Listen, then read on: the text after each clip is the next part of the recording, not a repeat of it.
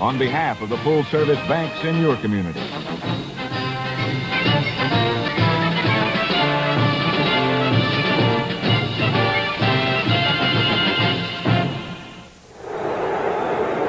The pride of Pittsburgh, magnificent Three Rivers Stadium, home of the Pittsburgh Steelers, who today are hosting the Minnesota Vikings in a game that each team thinks it must win. Good afternoon, everyone. I'm Jack Drees. With me is George Connor. Minnesota Vikings, 4 in a row now. Figure they are rolling if it's not too late, but there is one little evidence of concern, George. Even though they won the game, the defense giving up 41 points to Los Angeles. They certainly did, but Bud Grant said you have to play the hand that you're dealt. They came from behind. Parkington threw for 4, and they got their offense going.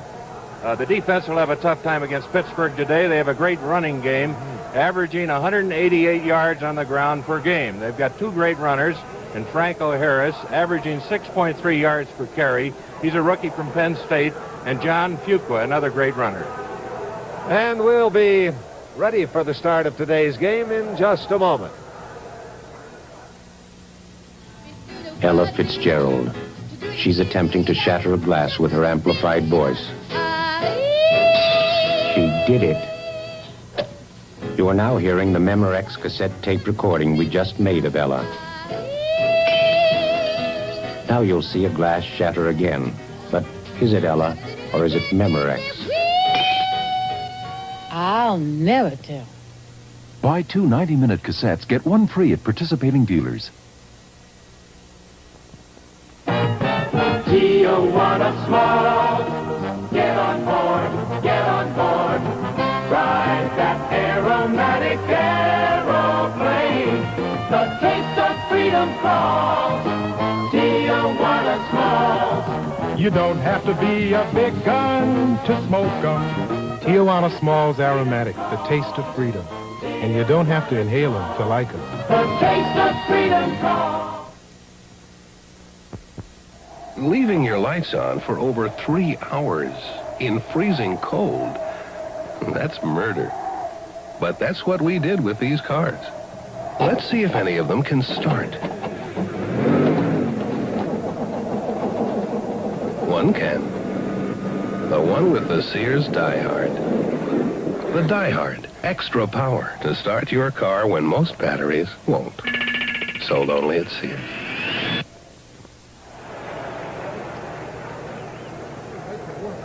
Now the introduction of the players has been concluded. The band is formed on the field. This is the Ambridge High School band for the national anthem. We'll have the reenactment of the toss of the coin as the co-captains from either team head out on the field.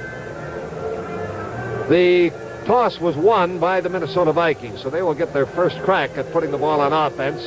Toss officially completed a half hour before kickoff. Minnesota Vikings will be starting Ed Marinaro, their fine rookie from Cornell, and Oscar Reed at running backs, a pair that does not shape up as strongly in the attack department on the ground as does the awesome duo of the Pittsburgh Steelers. But now our national anthem.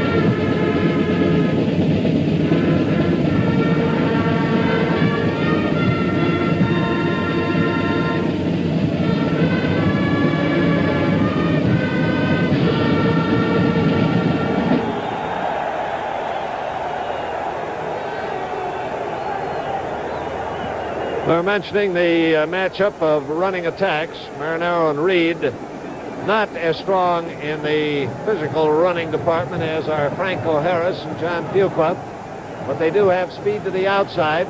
The balance swings in the other direction when you compare Terry Bradshaw with the veteran Fran Tarkenton. Terry Bradshaw coming on fast. Both these quarterbacks have the ability, which is often displayed, to do some running. And the first test, of course, will be the Minnesota offense against the Pittsburgh defense. Jack, I would like to point out that this is tartan turf they're playing on, and Pittsburgh has not lost a game here this year. They're 5-0 at home. And I think a home field advantage is really something here today in this big game.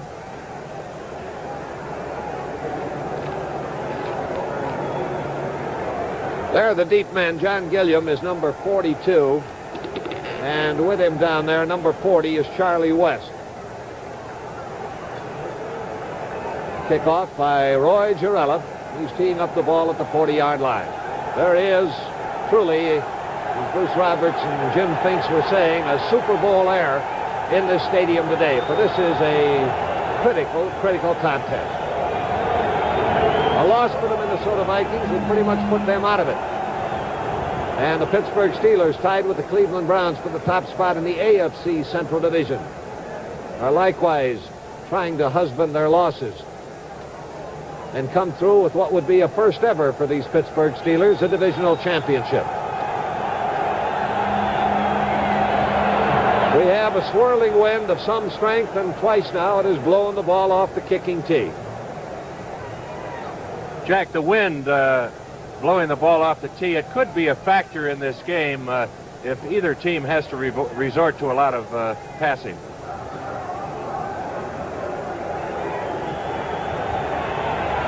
Now let's see if the ball will stay up long enough for Girella to kick it. He does.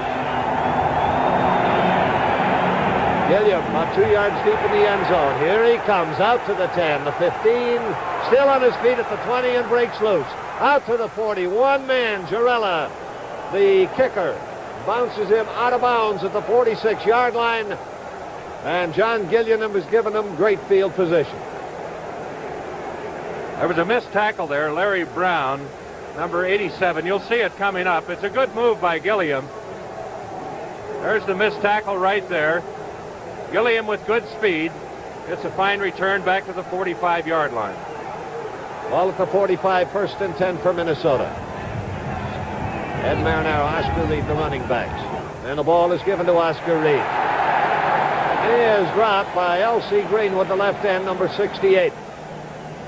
That was Jack Ham, the left side linebacker, who popped through there and forced him into a sudden change of direction and took away some of his speed. So it's a yard pickup. It's at the 46. It'll be second down and 9.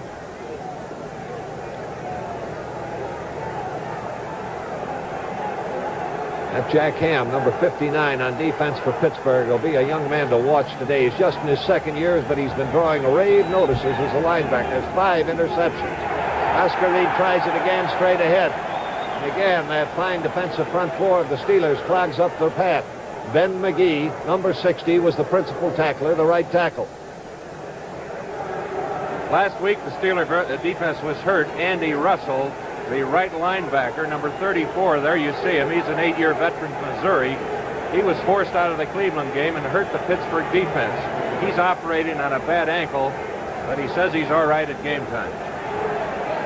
Gene Washington goes out wide to the left. Gene Washington also operating on a bad foot. Gilliam is the wide receiver to the right, and Tarkenton's going to the air. 3rd and 8. There's the throw to Gilliam. Complete. Nope. Incomplete. As he was hit by Mike Wagner and started down, he lost track of the football and it bobbled out of his grasp. He did not have it long enough to be ruled a completed pass. And the Minnesota Vikings have been held on downs by the Pittsburgh Steelers in the opening foray. So it's 4th down now. Line of scrimmage, their own 47. Deep men heading back are Glenn Edwards, and Glenn Edwards back there all alone. Mike Eyeshide to do the punting for Minnesota.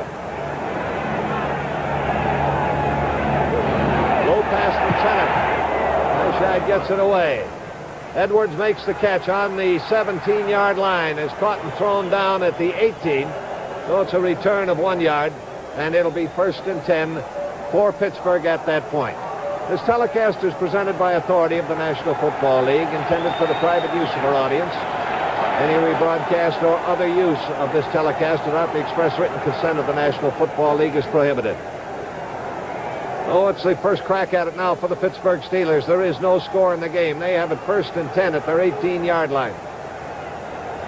Franco Harris, John Fuqua, the running backs. Fuqua 32, or Fuqua 33, Harris 32.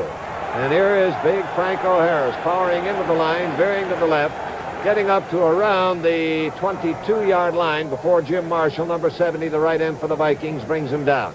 Ball spotted at the 21. Franco Harris, a rookie from Penn State, has 4 games in a row over 100 yards and 5 out of his last 6 games. He's a strong runner.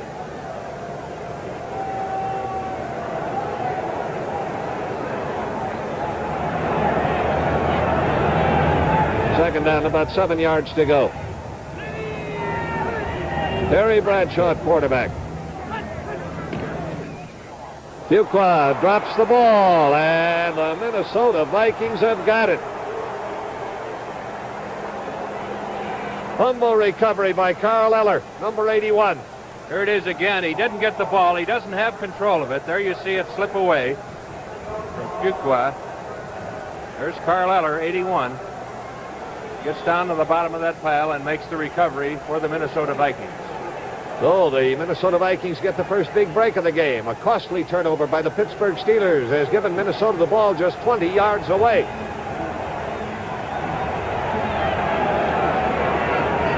Ed Marinaro in motion. Tarkenton throws to Marinaro. Cutting back against the grain. Getting a block on the corner man from Grady Alderman, but it wasn't enough. Dwight White, the right end, number 78 for the Steelers, was there to haul him down after a short gain. They'll spot it at the 17-yard line. A pickup of 3. It'll be 2nd and 7. No score in the game. Minnesota won the toss, took the kickoff, failed to make a first down, punted to the Steelers, and on the second play, they fumbled it to the Vikings on the 20, and Minnesota now has it 2nd and 7 on the 17. Gilliam wide to the right. John Henderson is in at wide receiver now, and he's split out wide to the left. I formation in the backfield. Tarkenton rolling right, hurried, and cannot make the connection to Oscar Reed. Jack Ham, that linebacker we were talking about, was in there putting the pressure on Fran Tarkenton and took something off the pass. Well, that was a good play by Ham and the defensive lineman. They didn't go for the play-action fake, knowing that Tarkenton likes to roll out. They continued through to the passer and made him throw a little bit quicker than he wanted to. He had his man wide open. Third down, 7 yards to go. Minnesota on the Pittsburgh 17. Tarkenton straight back this time. There's his peg. Incomplete, intended for Marinaro. Batted aside by Mean Joe Green. Their big 6-foot 4-inch left tackle, number 75.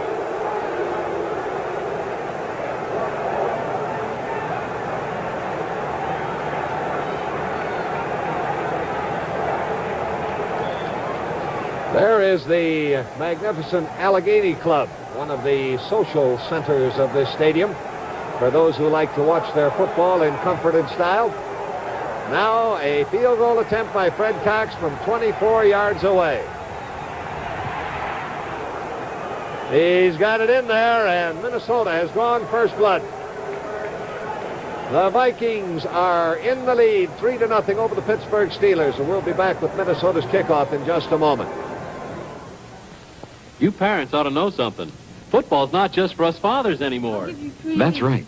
Now the whole family's enjoying NFL action player stamps from Sunoco. Great to collect and trade. You get 9 stamps free every time you stop at a participating Sunoco station. While you're there, buy a Stamp Saver album. Regular edition, 89 cents. Deluxe, $2.49. Get NFL action player stamps free at Sunoco. Us kids love them. I'm Jim Mooney, and this is my wife, Joyce. We live in Bangor, Maine, where it gets awful cold. Joyce is a waitress. Sometimes she works late, and when she gets to her car, I want to be sure it starts. So we use dry Sunoco gasoline. Sunoco, especially in very cold weather, makes a big difference as far as starting the car and the whole operation of it. If fill up with dry Sunoco gasoline. All winter long, your car starts like it's summertime. Dry Sunoco gasoline. Now Minnesota to kick off. Fred Cox has the ball up on the 40. Number 35 is Steve Davis. Number 26 is Preston Pearson. They are the deep men for the Pittsburgh Steelers. And Fred Cox gives the ball a low squibbing kick that's moving over near the sidelines, makes it out of bounds. Minnesota will have to kick off again, accepting a 5-yard penalty.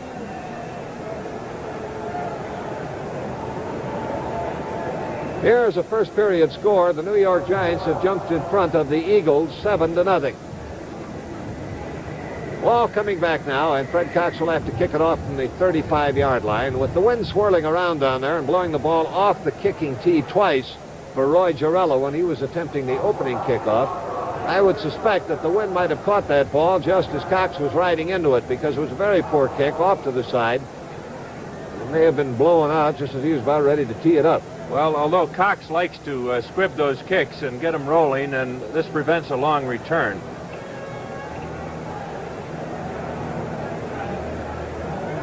Steve Davis, 35, Preston Pearson, 26, the deep men for the Steelers. Moving up a little now with a 5-yard penalty. He wraps another low one that's taken by one of the up men.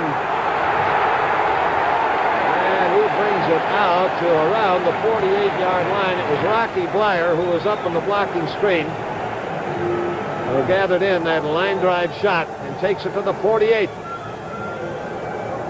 Here's another short kick. Watch Rocky Blyer from Notre Dame there. Grab it. He's a spark plug. Vietnam War veteran. Makes a good return almost to midfield. Now Pittsburgh has an opportunity. They're practically at the 50-yard line, and Terry Bradshaw goes to the air right now. His attempt to hit Frank Lewis went off his fingertips out of bounds. It'll be 2nd and 10. First period score, Buffalo leading Cleveland 7-0. Remember, Pittsburgh and Cleveland are tied for the AFC Central Division leadership. Each has won 7, lost 3. Frank Lewis coming out wide to the left once again. Ron Shanklin, the leading pass receiver, is the wide receiver to the right. 2nd down and 10. Bradshaw goes for Shanklin, and did he get it? No, he had stepped out of bounds as he caught the ball, and it is incomplete. Charlie West was the cornerback covering on the play for Minnesota. 3rd and 10 at the 48-yard line. Neither team has yet recorded a first down. Terry Bradshaw throwing those 2 quick short sideline passes. It shows that he respects the deep zone of this Minnesota defense. You can see how deep the cornerbacks are playing in Minnesota. He's got to go fairly deep on this one. It's 3rd and 10. He sends it down the middle, and it winds up incomplete. Jeff Seaman almost got it after it was blocked by Charlie West. From the end zone, watch Bradshaw look to his left, come back to the right. He almost just barely gets this pass off. There's Eller in there. Good pass coverage there. And watch number 50, Jeff Seaman, almost get the ball, but Shanklin runs into him. Now in punt formation with Charlie West, the deep man. He's going to take it on the 12. Gets to the 15, runs into trouble along the 20, and is dumped out of bounds by Glenn Edwards. Number 27 for the Pittsburgh Steelers. It'll be 1st and 10 in the area of the 20-yard line for Minnesota. The score is 3-0. The Vikings are out in front. With the score, Minnesota 3 and Pittsburgh nothing. Let's pause for a moment. The solid 73 Ford Torino. Can it ride over this course of 2x4 smoothly enough to keep a tightrope walker balanced on top? High wire specialist Bill Couch is about to find out on a tightrope rigged to Torino's body. He's counting on Torino's suspension to soak up the bumps and keep him safely on that wire. Bill signals, and they're off. Those wheels are taking quite a pounding, but Bill isn't, as Torino's remarkable suspension does its job.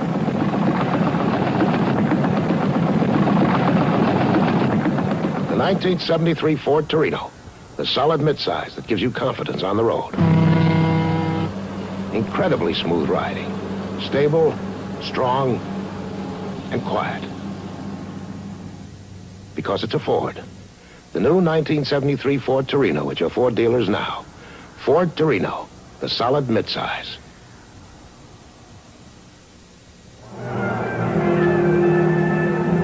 Jack Drees with George Connor as Minnesota takes the ball 1st and 10 at their own 20-yard line. Karkinen has completed 1 pass out of 4 attempts.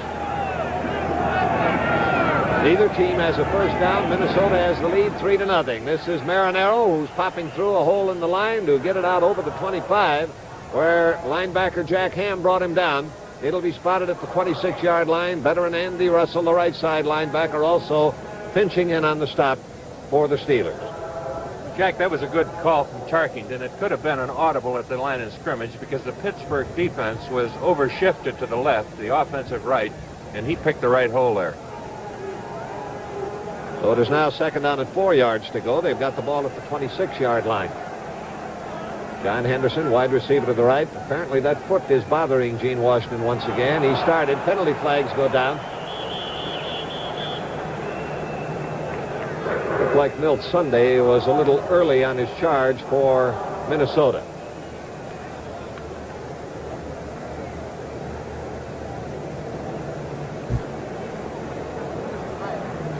Andy Russell, defensive captain, linebacker, number 34, discussing the options with referee Fred Swearingen. And the option he takes is to accept the penalty. We'll put the ball back at the 21-yard line. It'll still be 2nd down, but it'll be 2nd down now with 9 yards to go. Illegal motion charged against the Minnesota Vikings.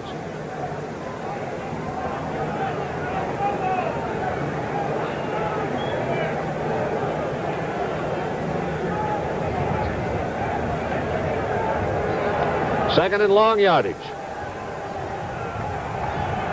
Anderson wide to the right. Williams has come over to the right side as well, and now they send Oscar Reed in motion to the right. Everybody's over there. The throw is to Reed on the line of scrimmage. Picked up about a yard on the play. Mike Wagner, the safety man, was right there.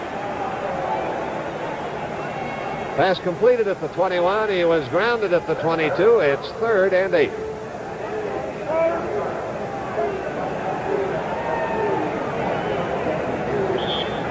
First period, Denver has taken a 7-0 lead over Atlanta. Jack, that was a safety valve pass. The deep men were covered very, very well, and Fran just got rid of it in time.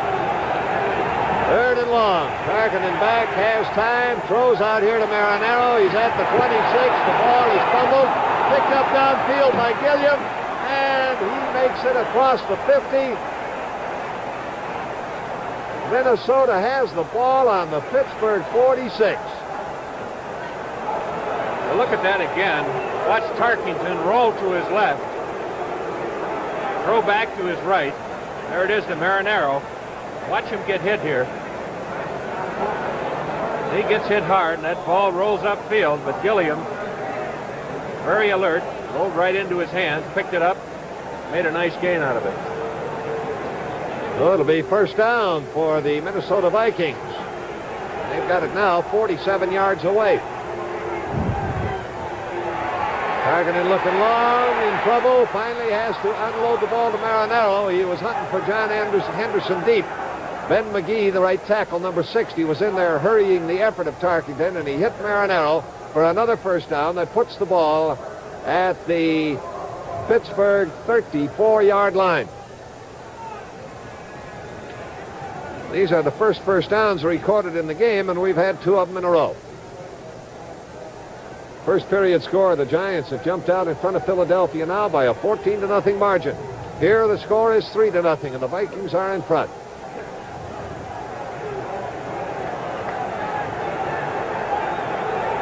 Little less than 8 minutes to play in the first quarter.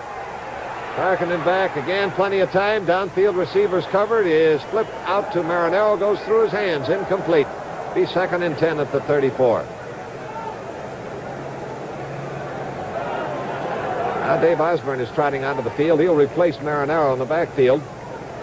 for the Minnesota Vikings. There he is on the left of your screen for a moment, 41. It appears that the Minnesota Vikings and Fran Tarkenton have decided they can't run against this Pittsburgh defense, and they're just come out throwing. Tarkenton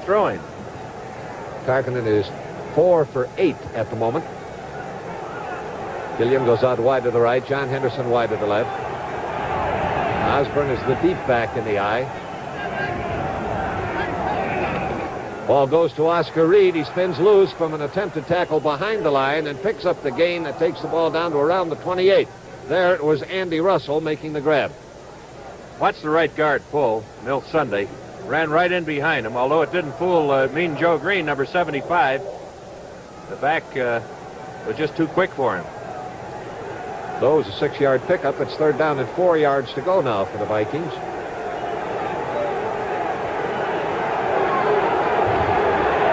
William wide right, Henderson wide left. Running backs are split out. That's Osborne in motion to the left. And Tarkenton looking to throw. He needs 4. He flips one out to Oscar Reed, who's got the first down and is out of bounds at the 17-yard line. Pretty tough play to cover, Jack. Jack Ham, 59, the left linebacker, has to respect the running ability of Fran Tarkenton.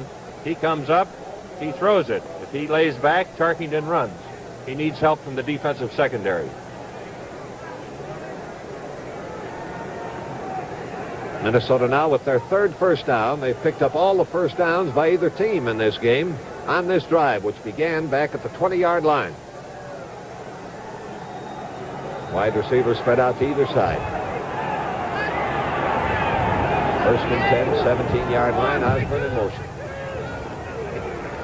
And on a delay, it's Oscar Reed. He kicks that ball down to around the 12, 13-yard line, where Jack Ham was in there once again to make the stopper for the Pittsburgh Steelers. First period.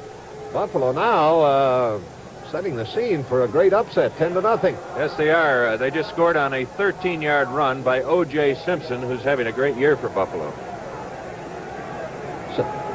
2nd down and 5. Boy, the winter wear is much in evidence in the crowd here at Three Rivers Stadium. It's a chilly day, not really cold, but kind of a dampness in the air that gets to you after a while. Osborne looking for somewhere to go, finds a little bit of running room, is able to get inside the 10 down to around the 8-yard line. A little bit short of a first down. It'll be 3rd and about 1.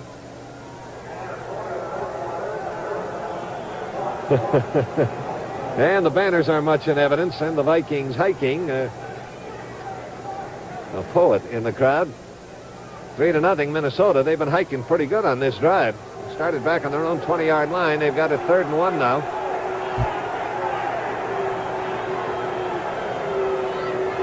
At the 8-yard line. Oscar Reed bangs into that line. That'll be right around a first down. John Rouser coming up quickly from his cornerback position and sliding in on the play, who was the principal stopper on it. Digging out the pile, and they are going to request a measurement on this one.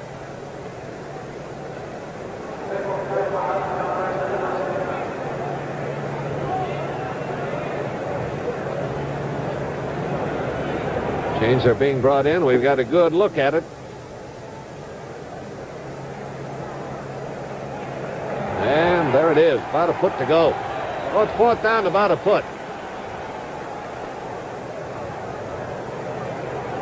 They look over the sideline to see what Bud Grant wants to do, and it looks like they're going to go. Bill Brown is coming in to replace Oscar Reed. Now they're toughening up the forward line. Ernie Holmes a tackle, Craig Hanneman an end.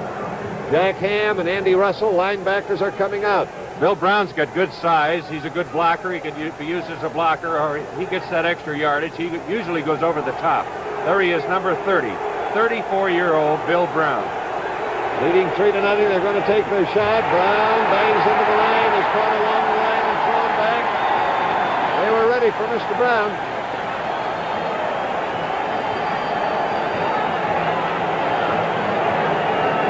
Watch that Steeler defense come in at that offensive line. There's Bill Brown. Boom, he's really hit there. They're going to measure for it.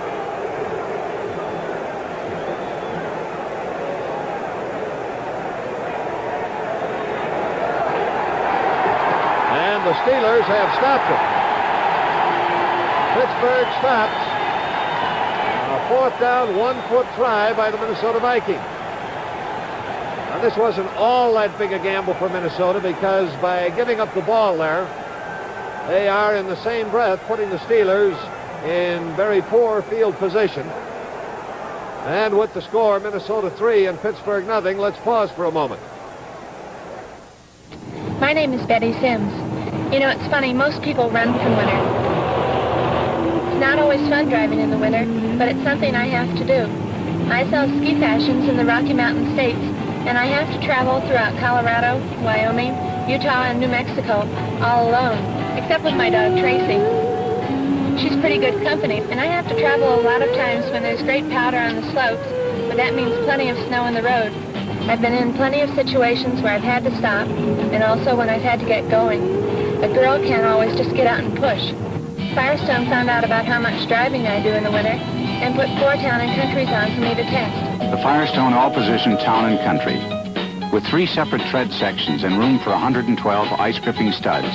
They're designed for the front wheels, too, and available for most imported cars. At your Firestone dealer or store, the people tire for winter. They say almost nothing will stop them, and you know they're right. I mentioned that in failing the 4th down try, they gave the Steelers bad field position, but you must remember they've got the runners to improve it in Fuqua and Franco Harris.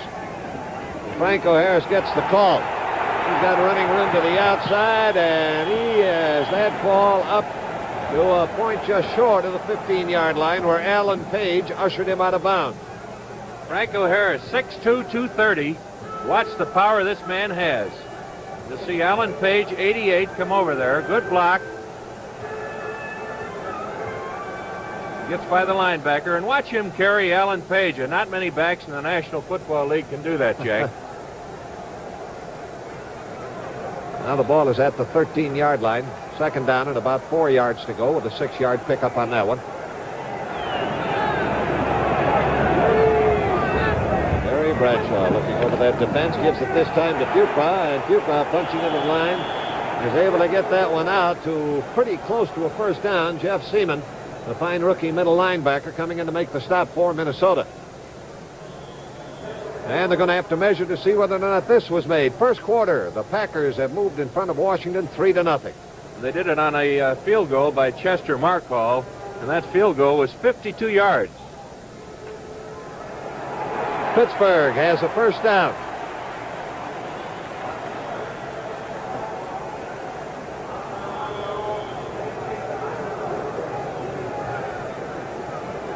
First and 10 for the Steelers at the 18-yard line. Ball not quite at the 18, but in the statistical records of the game, it is credited with being at the 18. When it passes 1-yard line, it is immediately put down for purposes of figuring yardage at the next one. Fuqua again, and he pops into the line, gets over it, and beyond the 20, Jeff Seaman, the middle linebacker, making the stop. A light rain is beginning to fall here in Pittsburgh. They've got the ball now at the 20-yard line, a pickup of 2. Be 2nd down and 8 for the Steelers. The score is 3-0. The Vikings out in front.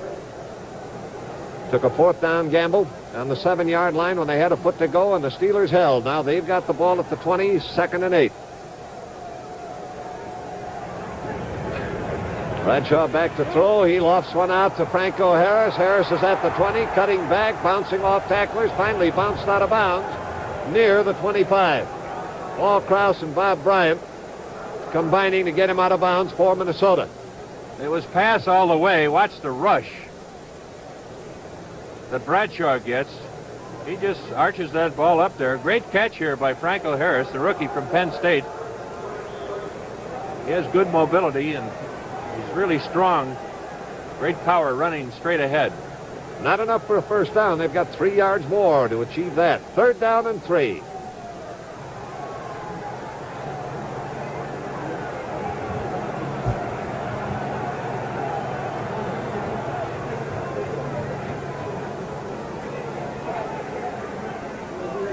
Franco Harris trying for it, but he's clogged up along the line. Jeff Seaman was in there fighting off a blocker. Clogged up the play. Short of a first down. Pittsburgh will have to kick it. From the end zone, watch Gary Larson, number 77. He gets in there, trips up the interference.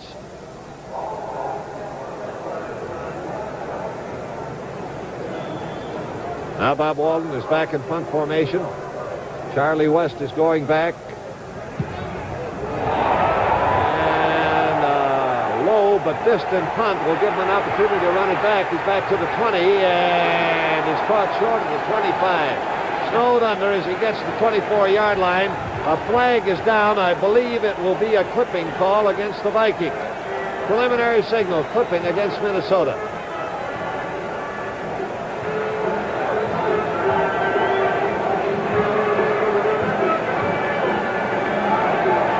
It was inside the 30, so it'll be half the distance to the goal line.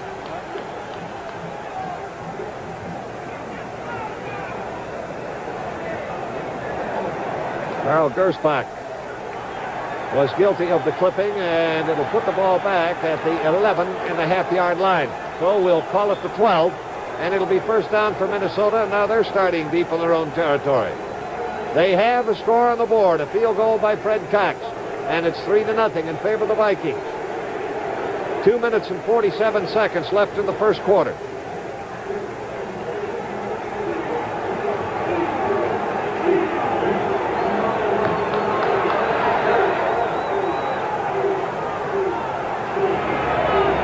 Brown and Dave Osborne are the running backs, and it's Brown. He bangs into the line, is hit by Ernie Holmes, the big tackle. Bill Brown, I should say, not Bob Brown. But his forward progress is stopped at the 17-yard line. So it's a pickup of 5. It'll be 2nd and 5 at the 17. Ernie Holmes has come in to replace Ben McGee at right tackle in the Pittsburgh Steelers defense. 2nd and 5.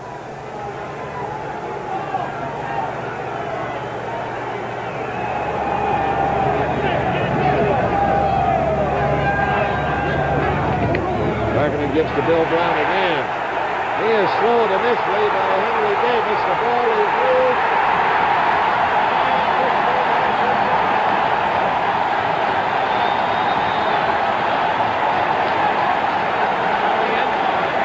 Bill Brown was backed up to the line of scrimmage. There goes the ball. Kicked away. There's number 49. Ralph Anderson recovers for the Steelers.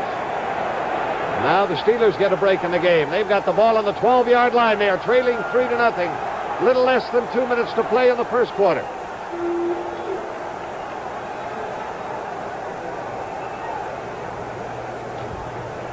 Franco Harris gets the call. Good block in front of him, and he's in the end zone. That was Bruce Van Dyke, number 66. Who plowed the corner man and opened the way.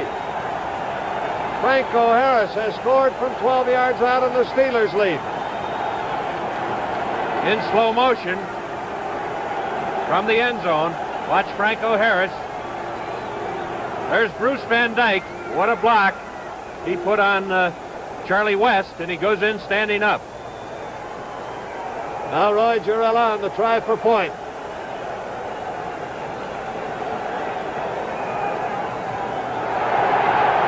That kick is good, and the Steelers have taken the lead with a little better than a minute and a half remaining in this first quarter.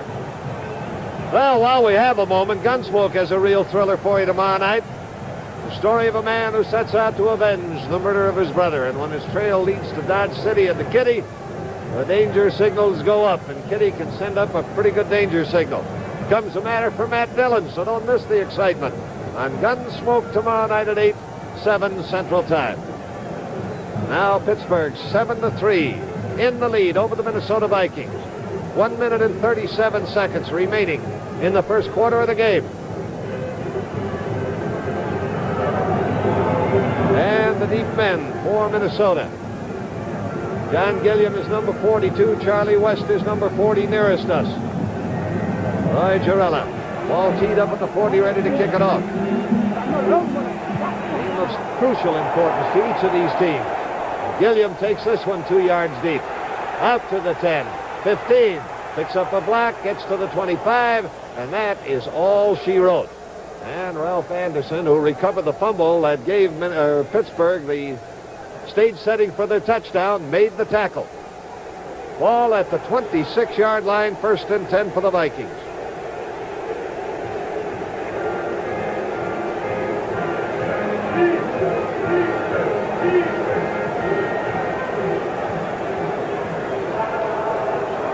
Fran Tarkenton with a long time in the huddle. Now he's broken it. Here they come.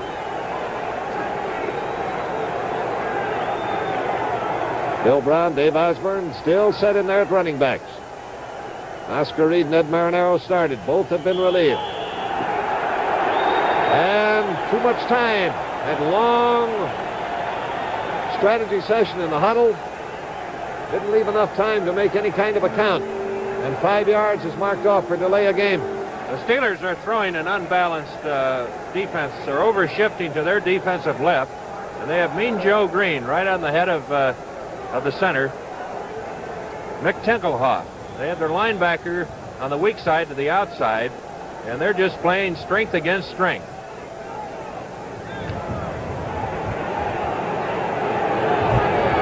Now it's 1st down and 15 yards to go. And the ball is back at the 21. Bill Brown takes the handoff. His power thrust into the line. Can't make much.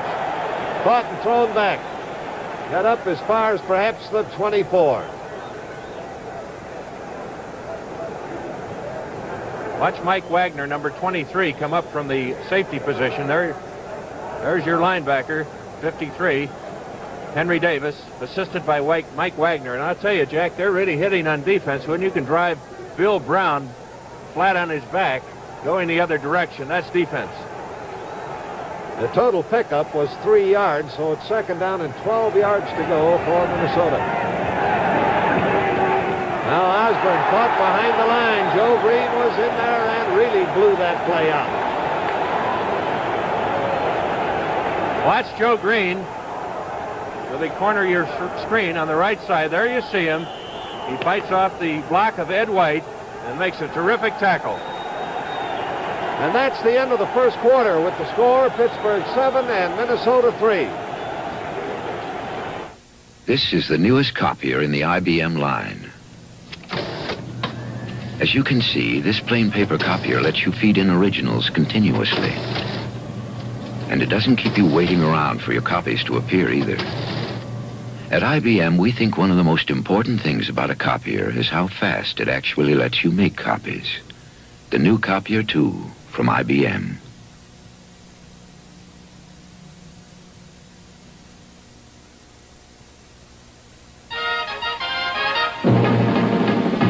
A crop duster's gotta be tough. His equipment's gotta be tough, too. Tom Ormsby uses AC spark plugs. AC's new super ceramic insulator is built tough, tested tough, to keep you going when the going's tough. For quick starts in the smooth-running engine, get AC Fire Ring spark plugs. Original equipment on GM cars. AC keeps you going when the going's tough.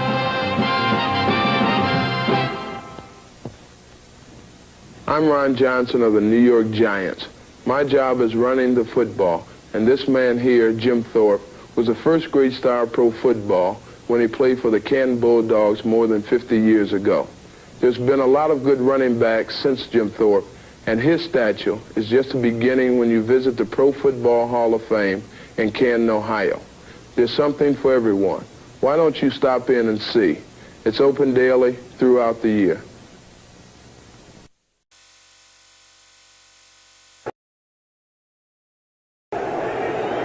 Now we go into the 2nd quarter. The middle linebacker, Henry Davis, has been taken out, and a 5th defensive back, Glenn Edwards, has been put in on a 3rd down, 12 yards to go situation. And long down the middle, John Henderson can't get to it. Penalty flag is down, and it might be an interference call in another area of the field against John Gilliam. John Rouser, the cornerback, was entangled with Gilliam, and it looks like Pittsburgh is going to be nailed with a pass interference call. Not the passing target, but another receiver. And it'll give Minnesota a 1st down on the Pittsburgh 45.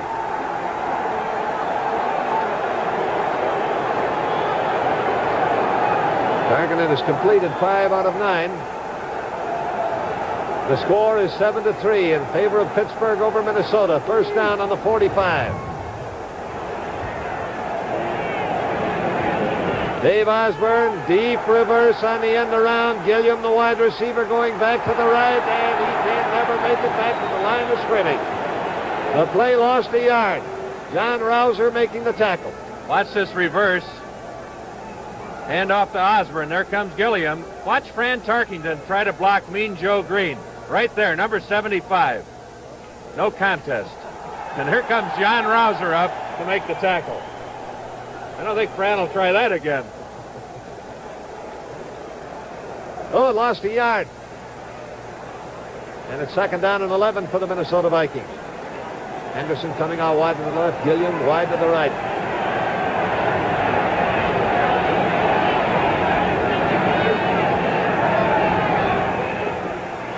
Osborne trying a quick thrust is tripped up by Joe Green, who had gotten into the backfield. Fell forward across the line and gets it out to the 46-yard line, where it'll be 3rd and 9. He's playing head-to-head with Ed White, who's supposed to be the offensive guard for the Vikings. He's supposed to be one of the strongest men in the league. But I'll tell you, Joe Green has given him all he wants this afternoon. Ed Marinaro has been brought back into the running backfield now for the Minnesota Vikings, coming in there, obviously, as yet another pass receiver replacing Osborne. Tarkington chased by Green. Penalty flag goes down. Looks like it'll be a holding call against Minnesota. His throw to Brown. Not good. Another penalty flag goes down. And it is holding against the Minnesota Vikings. May have been an ineligible receiver downfield on the other call.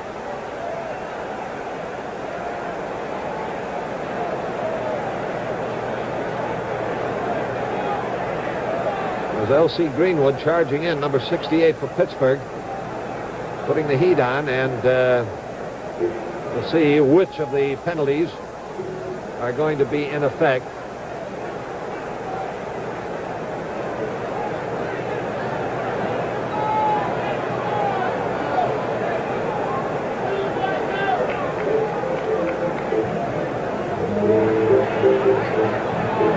Waiting now for the signs from referee Fred Swearenge, and the ball is brought back to the 41.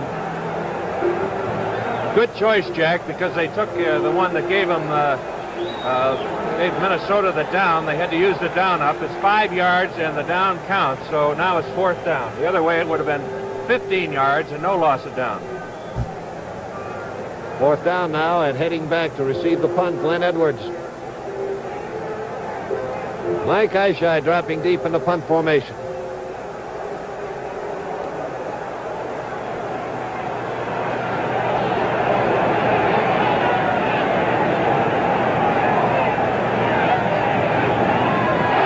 Fumbles the pass. Going to have to run it, and kicks on the run. He loops a little ball that's taking a Minnesota roll and getting down to the 21-yard line.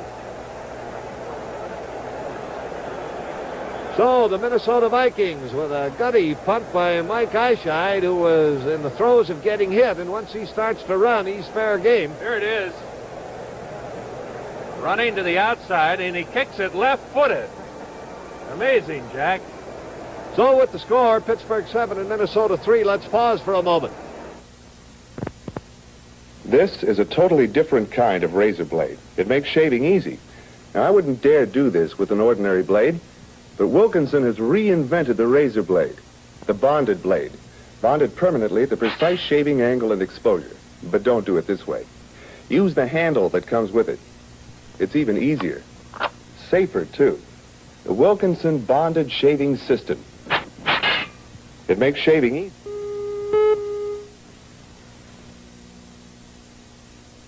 Want a beer?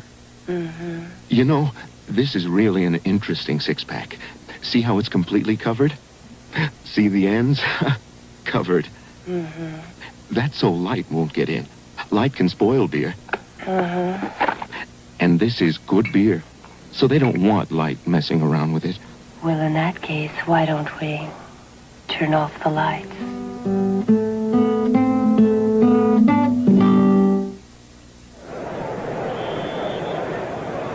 right, the Steelers take the ball now. They got it first down, their own 21-yard line.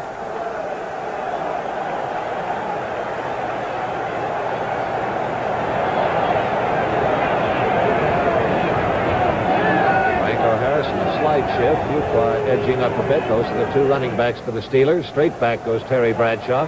Has good protection, going long, and the play is broken up by Jeff Wright when Bob Bryant was waiting to intercept. The target was Frank Lewis, and Bryant had it in his hands, he thought. Good protection here. He's looking right, looks the defense off. And Bobby Bryant is all set. Watch, to make that interception. Jeff Wright doesn't know he's behind him, and he knocks the ball down. And, of course, in all fairness, they can't be looking around to see if someone is there to intercept. Well, it was a good play by Jeff Wright, but a bad break for Minnesota. Second quarter, Washington 7-3 over Green Bay. They've taken the lead on a 2-yard run by Larry Brown. Second down, 10 yards to go now for the Steelers. Bradshaw back, throws to the outside. Lewis has it. He is caught over there by Bob Bryant and hauled down as he gets that ball up to the 30-yard line. It'll be a little better than a yard short of a first down. Third and a yard.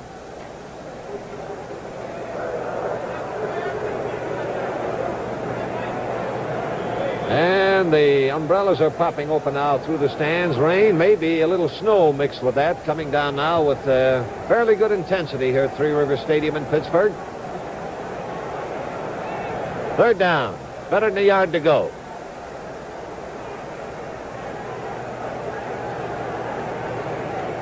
John Fuqua has the first down as he pops it out to the 32-yard line. Jeff Seaman, the middle linebacker, making the stop. Here it is. Watch the pulling guard there, number 57. Does a great job. That's Sam Davis, the left guard. Opens up the hole, led by Franco Harris. A little less than 12 minutes to go in the second quarter. Pittsburgh leading 7-3. Rain is coming down. There are the stats on Bradshaw, 2 out of 6.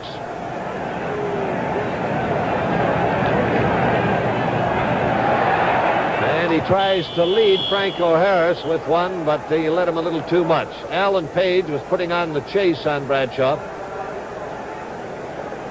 Pass incomplete. It'll be 2nd and 10 at the 32. And Carl Eller, the defensive left end, seeing pass all the way, dropped off the line and was running right with the intended receiver. Another score, second quarter, the New York Giants bombing Philadelphia. It's now 24-3. Yeah, Pete Gogolak just kicked a 25-yard field goal for New York. Frank Lewis wide to the left. Ron Shanklin is wide to the right.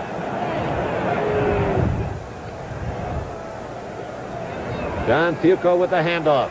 Runs into trouble as he tries it off tackle. The hitter was Jeff Seaman, the middle linebacker.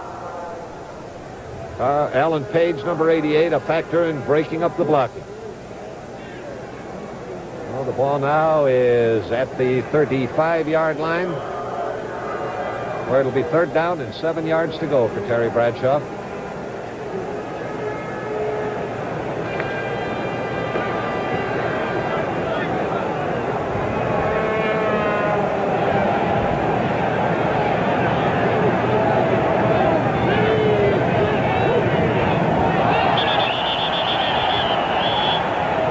Come in.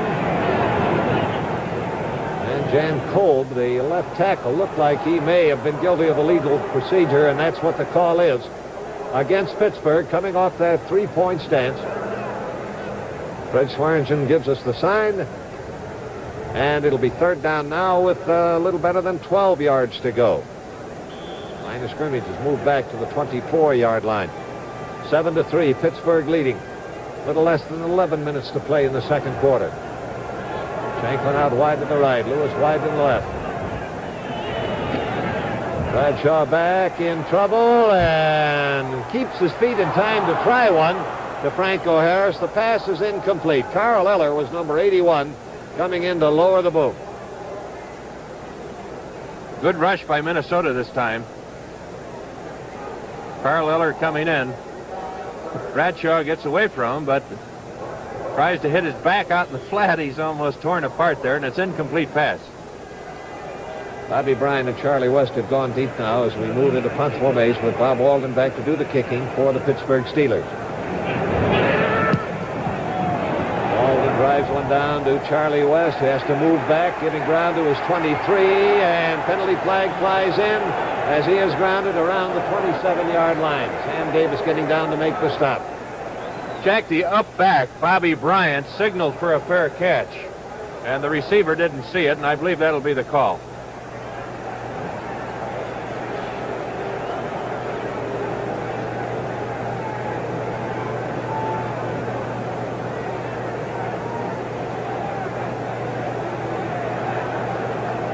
That's what it is.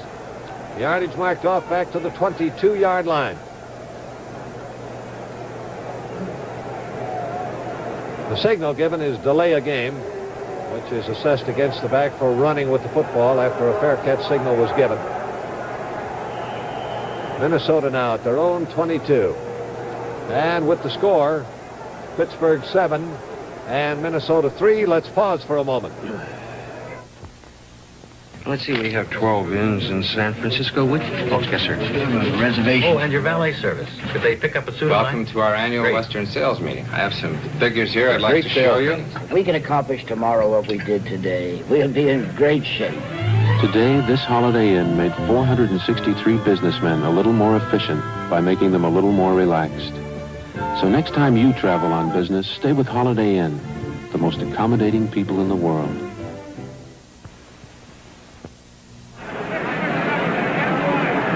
Hello, I'm interrupting your TV picture with good news about color TV. Know what's in back of many TV repairs? Look, chassis tubes. Tubes get hot, weaken with age, and are a leading cause of TV repairs. So RCA takes every chassis tube out of XL100 color TVs. XL100s are 100% solid state, designed for longer life and vivid color. Give chassis tube problems the boot with XL100. Jack Drees with George Connor at Pittsburgh as the Vikings take over, 1st and 10. Ball at their own 22-yard line. Tarkenton rolling out to the right. Now he has to look back, hunting for someone, anyone. Finds Gilliam, the ball off his hands, and incomplete. Mel Blunt was number 47 covering on the play. A rain is falling, and a chill is settling in the air. That ball is going to be a little more difficult to hold. 2nd and 10.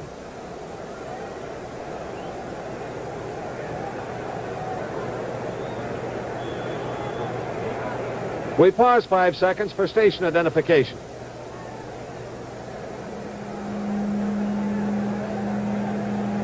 And we have a look at one puddle forming in the rain. Coming down pretty hard now at Pittsburgh. Minnesota trailing 7-3 behind Pittsburgh. Has its 2nd and 10 at their own 22-yard line. 10.5 minutes to go in the first half. And no luck at all on that one. Shot into the line, picked up by Joe Green and carried back.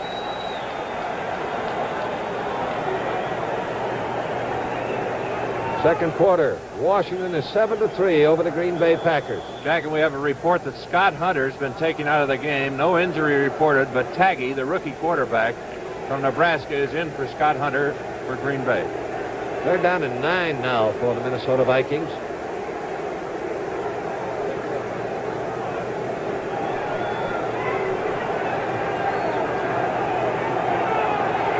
Starting backs are back in now, both Oscar Reed and Ed Marinaro.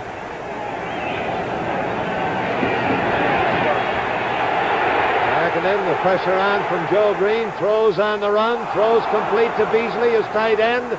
Beasley powers his way out to almost the 40-yard line, more than enough for a first down on a very big play. Jack Ham, the tackler. Good rush here. There's Joe Green going to the outside. Great catch there. The defensive back was Ralph Anderson. Beasley out-muscling him for the first down. 1st and 10 now at the 39-yard line.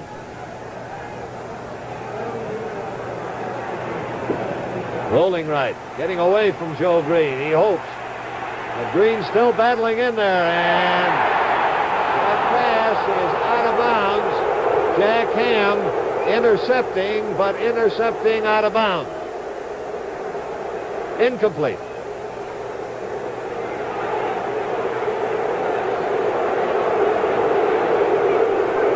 There's Joe Green chasing out to the flat. That's staying away from him. Milt Sunday. And Jack Ham intercepted, but I believe his foot was out of bounds. So ruled simply an incomplete pass at second down and 10 at the 39-yard line. Pittsburgh 7, Minnesota 3 in this crucial game between each conference's Central Division contender. Up the middle he goes to his tight end Beasley again, and Beasley, big and strong, is whirling Ralph Anderson around. They finally blown dead at the 44-yard line. Beasley logs in at 228 pounds. He's 6'3". Looks like forward progress is going to be ruled stopped right at the 45. With the tremendous pass rush that the front four of Pittsburgh is putting on Fran Tarkington, I'm surprised, Jack, that he hasn't gone to the screen pass or the draw. He keeps rolling out and looking for the receivers. Third down now with 4 yards to go.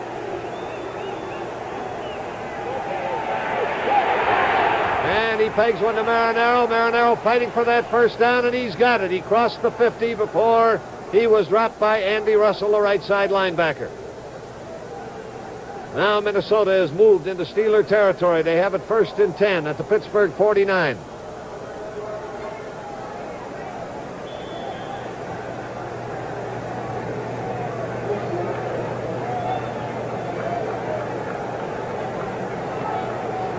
Gilliam coming out wide to the left. John Anderson wide to the right.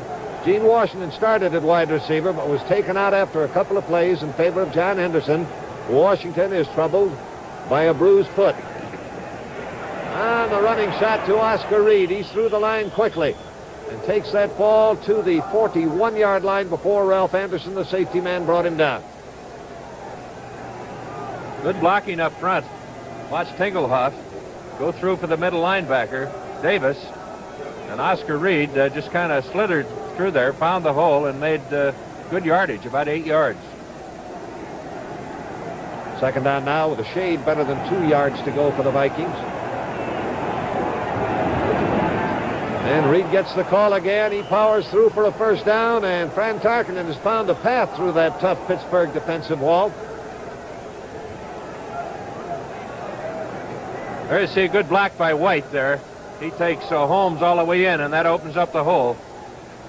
They keep banging away, and they might have found something there, Jack. 1st and 10 now at the 34-yard line. Pittsburgh is leading 7-3.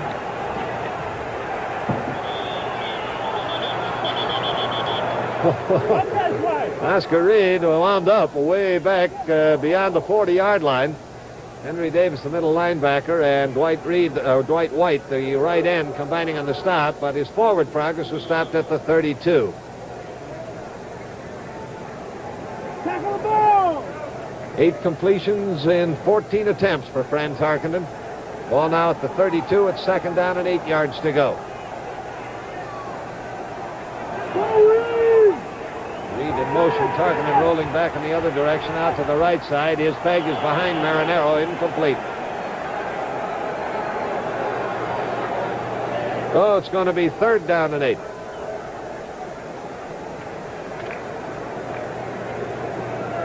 Second quarter, Washington 14, Green Bay 3. And that score was a 25-yard pass from Kilmer to Jerry Smith.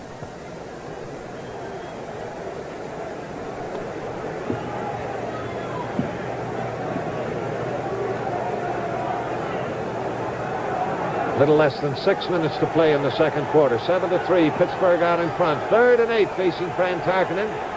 The ball is 32 yards away from the Pittsburgh goal line.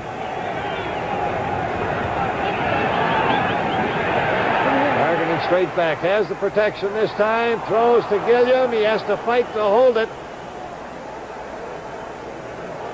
And does hold it for a completion down around the 20 for a first down. That was John Rouser, the cornerback, wrestling him for it. From the end zone, pretty good rush again. I believe the ball was tipped. Let's look and see if it was. Right there. There you saw 63 Ernie Holmes tip the ball, and it actually helped the reception.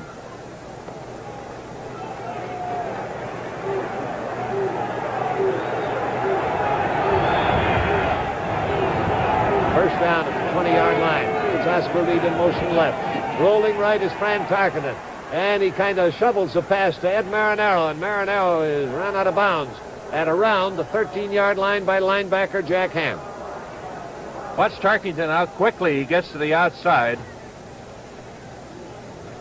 He could have run the ball, but he decides to dump the ball off to Marinaro. He likes those short passes.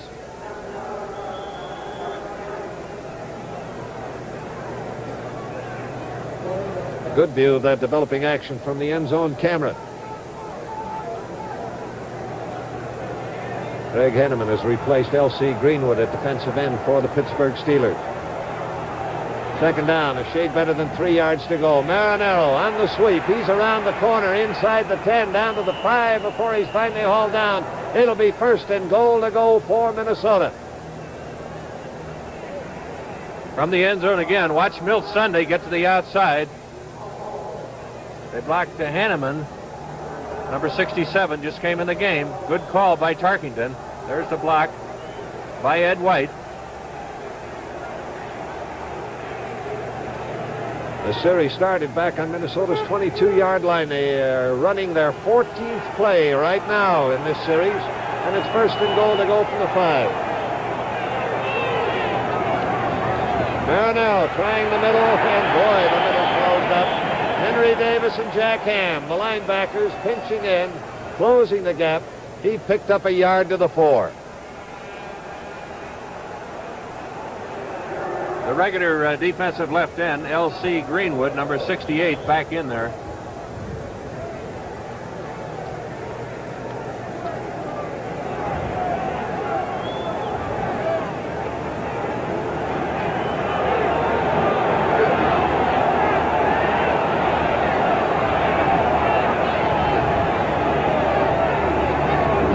Bill Brown has come in, but it is Tarkenton rolling to the right, in trouble. Green is after him.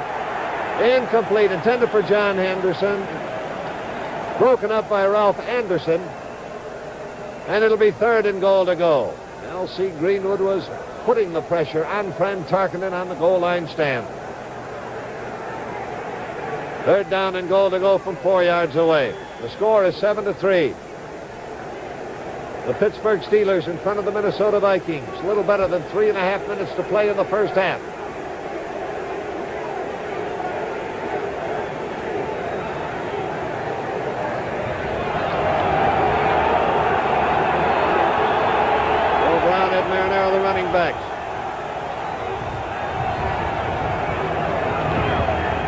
Tarkenton fakes, flips one out to Marinaro. Marinaro in trouble and dropped. Dropped for a loss of 2 yards. And it'll be fourth and goal from the 6. From the end zone, watch the faking here. Fakes it to Brown, throws out to Marinaro. But Jack Ham, second-year linebacker, there he is, makes a great block for a tackle. He's a second-year man. Rated very highly. He's from Penn State. So the Vikings will attempt to settle for 3 points. Red Cox in to do the kicking. And it is a knock snap from center. The Steelers recover, and they will take it in the area of their 11 or 12-yard line. Here's the slow motion. Bad snap or a bad hold there by Paul Krause, 22. He can't hang on to the football. Don't see that very often, Jack. So, with the score, Pittsburgh 7 and Minnesota. This leading replacement battery has a thick rubber case. The rubber isn't power. It's dead weight. Ford builds the Motorcraft Long Life Premium battery with tough, thin polypropylene. It costs more, but you get more inside. More plates, more starting power, more reserve power. But which do you want? More case outside or 12 more pounds for power inside? Motorcraft from Ford. Helps keep you off the hook. Okay, that's quitting time. Let's go get a beer. Settle down now and gather round now. Miller time is here. If you've got the time, we've got the beer. Miller beer. If you've got the time, we've got the beer. Miller beer. Oh yeah, if you've got the time.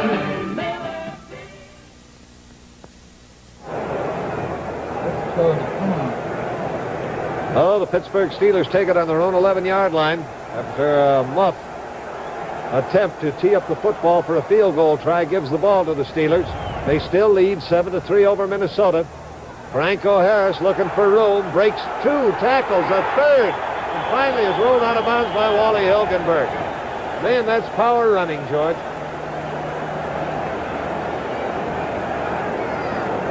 Got that ball out to around the 18-yard line. And that's why Franco Harris, a rookie from Penn State, is very high in the running for Rookie of the Year honors. Averaging 6.3 yards per carry going into today's game. And the defensive struggle that has characterized this game, he has thus far a relatively modest total of 31 yards on 5 carries, but that's just about at his average of 6.3 yards per carries, which leads the entire league on running average. The pitch out to John Pupa is cut back, and he gets out over the 25-yard line for a first down with plenty of change. Gary Larson, the tackle. This is just a quick pitch with the flanker back, Ron Shankman, coming in there. Fuqua gets to the outside very quickly. With him there, number 72, Jerry Mullins. Makes a fine cutback there for good yardage and a first down. First and 10 now at the 26 for the Steelers. Fake to Harris, bootleg back. Now Bradshaw hunting for a target, throws long and into a crowd. It's picked off by Charlie West. Minnesota has the ball on the interception. John McMakin was the target.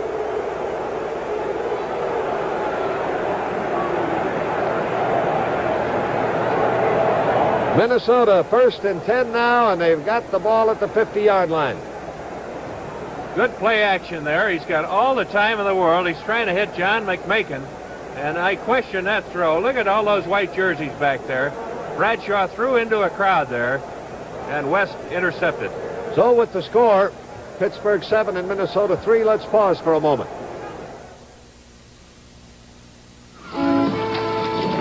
Skipjacks. That's what we call these boats here in Tillman, Maryland. They're used for dredging oysters. This baby's mine. It's the oldest one around these parts, built 1891. You know who helped me get it? Full Service Bank. They loaned me money to buy it so I could go into business for myself. And pretty soon business was so good that the bank offered me another loan to buy that crabber.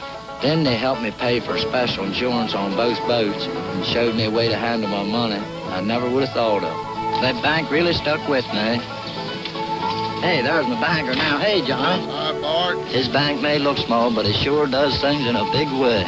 I guess that's why they call it. Hey, sit there. Hey, sit there. I'm seen you for about a week.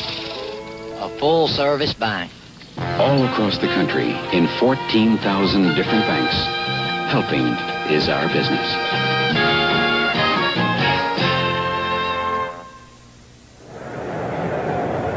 Well, the fortunes of this game are flying back and forth. Now on the Charlie West interception, Minnesota has the ball at midfield.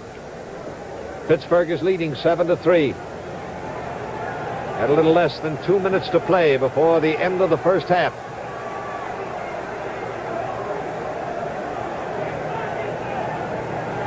Targeting back to throw. Green after him. He flips one over the middle to Ed Marinaro. Marinaro is grounded at the 43-yard line by L.C. Greenwood. And it will be second down and about 3 yards to go for the Minnesota Vikings.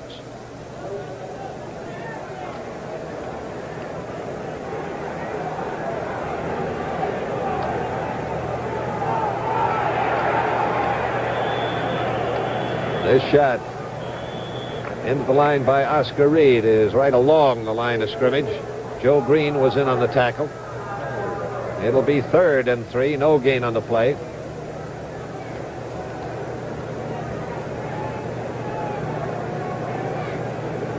Oh, well, there's a timeout down there. It gives me a chance to say this week the new CBS Tuesday night movies features an intriguing drama of a rather eccentric young man who's bent on cleaning up a polluted river by sabotaging the chemical plant where he works.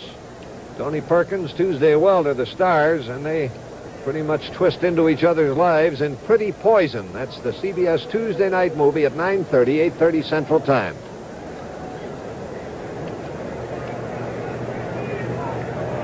The Vikings have taken a timeout. They have 2 remaining. And Tarkington, Jack, we saw, as you see him over there talking to Bud Grant and Jerry Burns, we saw Tarkington take them the length of the field, the Vikings, against Denver earlier this year in 36 seconds. So he can do it, but he's faced with a 3rd and short yardage. He's got to get the first down first.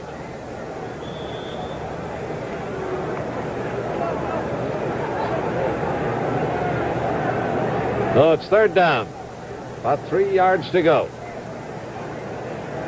Tarkington likes to throw to his backs. He's been throwing to them all day long. Aaron Arrow's caught 7 passes thus far in this game. Tarkington 12 out of 20 so far in his total passing attempts versus completions. Rolling out to the right, he whistles one, and that winds up in the crowd. The crowd composed of Mike Wagner, who is fighting John Beasley, the tight end, for possession of the ball. A little half rollout once again. Looked like Oscar Reed was open, but he went downfield to one of his favorite targets, Beasley, and Mike Wagner made a good block. Oh, Mike Eichheit has come on to punt for the Minnesota Vikings. 1 minute and 21 seconds remaining in the first half.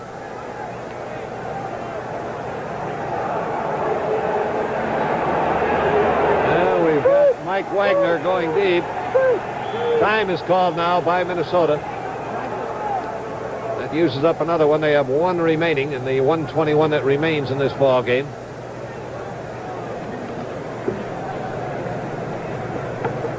And now Wagner, who was back deep, is coming over near the sidelines, getting a little advice from the bench. Meantime, across the field, there's a look at the Minnesota Vikings bench, and in the dark jacket on the sidelines, Minnesota coach Bud Grant. Now they've changed their mind, taken Eichheit out. That was the reason for the timeout, and a 50-yard attempt is going to be tried by Fred Cox. A 50-yard field goal attempt. No good. No way. No good. Touchback in the end zone. And the Steelers will take over 1st and 10 on the 20.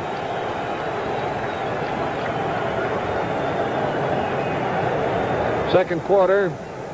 Score now at 7-3 with 1 minute and 14 remaining in that second quarter. The Steelers out in front. And to the Steeler fans, that all-important game, Buffalo versus Cleveland, Mike Phipps has just scored, thrown a pass, 13 yards for a TD, and it's now 10-10. Bradshaw at his own 20-yard line. Bradshaw on a quarterback sneak surprises the Minnesota Vikings and almost gets a first down. Knocked it out there just short of the 30. Roy Winstone, the linebacker, making the tackle. You can see the wide gap in the defensive tackles. Number 50, Jim Clack, opens up the hole. You can bet your bottom dollar that Chuck Knoll on the sidelines, before he set Bradshaw in, said, don't put that ball up in the air. Clock is running. There's the time ticking off on the Mammoth scoreboard. Bradshaw gives to Fuqua. Fuqua around the corner, and he gets across the 35 to be grounded at the 36-yard line. Steelers, remember, are leading in this game 7-3 as we near the end of the half. Jeff Seaman middle linebacker, and Charlie West, the cornerback, combining on the stop. First down.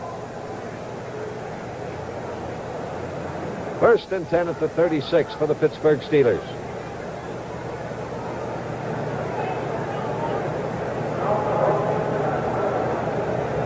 Now the Steelers have used a timeout here. They have 2 remaining versus 1 for the Vikings. The 1 for the Vikings academic now as we get into close to the final half minute of this ball game. And the Steelers crowding up now along the sidelines.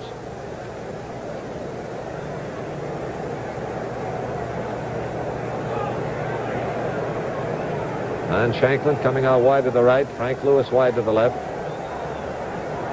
Harris, Fuqua, the running backs. 1st and 10. They're at their own 36. Franco Harris had to stop. Can't quite get it going yet. And Charlie West bulldozes him out of bounds. Number 40. That'll stop the clock with 26 seconds left. Boy, when they show you the seconds remaining, when it gets down to the final countdown, they really do it here at Three Rivers Stadium, George. They sure do. They leave the little clock indicator and go over to the big board, and there it is, 26 seconds remaining in the half. Great defensive play that time by the left linebacker, Roy Winston. He read run all the way and came in and piled up that interference and got the ball carrier, too. 4-yard loss. It's 2nd down and 14 yards to go for the Steelers. And Bradshaw's going to throw one now. There's his peg. Ron Shanklin has it. He is across the 40. That's enough for a first down. And now the Steelers come up from that pileup, signaling timeout.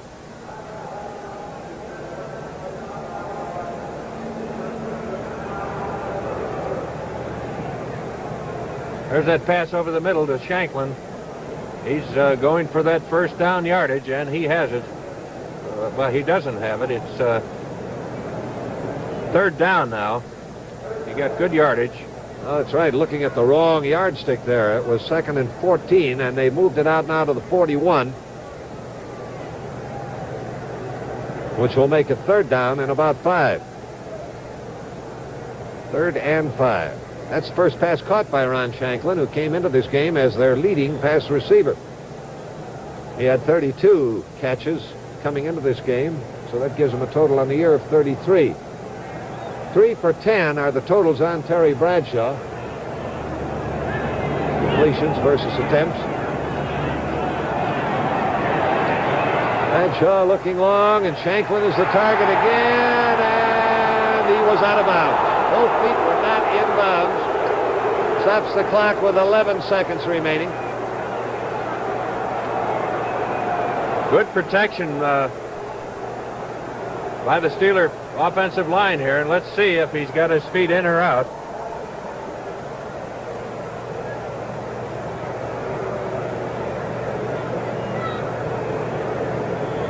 There's one foot in, and the other one was out. Once again, the officials are right, Jack. Oh, Bob Alden punting now. An attempt to block. The ball is allowed to roll by Bryant, and it's not going to make it into the end zone. First touching by the Steelers was around the 6-yard line, and now coming down there, an attempt to pick up that ball and run it by Wally Hilgenberg, which was a very smart maneuver had he gotten away from it. Once Pittsburgh touched that ball, it was technically a kicking violation, and he could pick it up and run without worrying about fumbling, but he didn't make it, and as the argument persisted, time ran out, and the first half has come to an end. Oh, the teams head up the field now into the dressing room to figure out what they can do in the second half. That's the end of the first half with the score, Pittsburgh 7 and Minnesota 3. When you give somebody a camera, remember, the real fun isn't the camera, it's the pictures. And pictures of a good time aren't any fun until you see them. But pictures like this make the good time itself even better. And that's why Polaroid calls this the good time camera. It's only $24.95, strictly color, and it uses Polaroid's less expensive square film. So you can take enough pictures for everybody. That's another reason we call it the good time camera. You have some money left to have a good time. This is a main bearing job, about $200. And this is a Fram oil filter. It's about $4. If the guy who owns this car had put $4 into one of these when he had his oil changed, chances are he wouldn't be putting $200 into one of these. Well, choice is yours. You can pay me now or pay me later.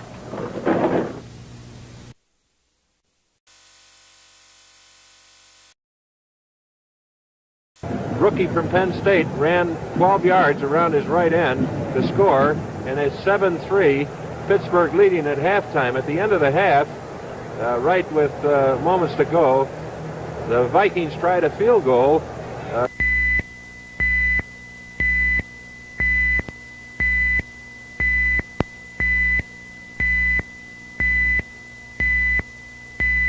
Pittsburgh leads, and they've had good defense, but they haven't been able to move the ball. They only have 84 yards total offense.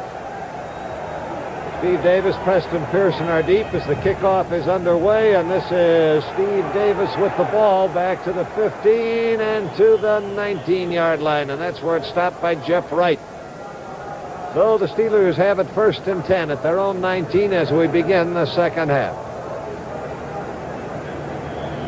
There are the stats here. You look at the total yardage, 140 for Minnesota, 84 for Pittsburgh.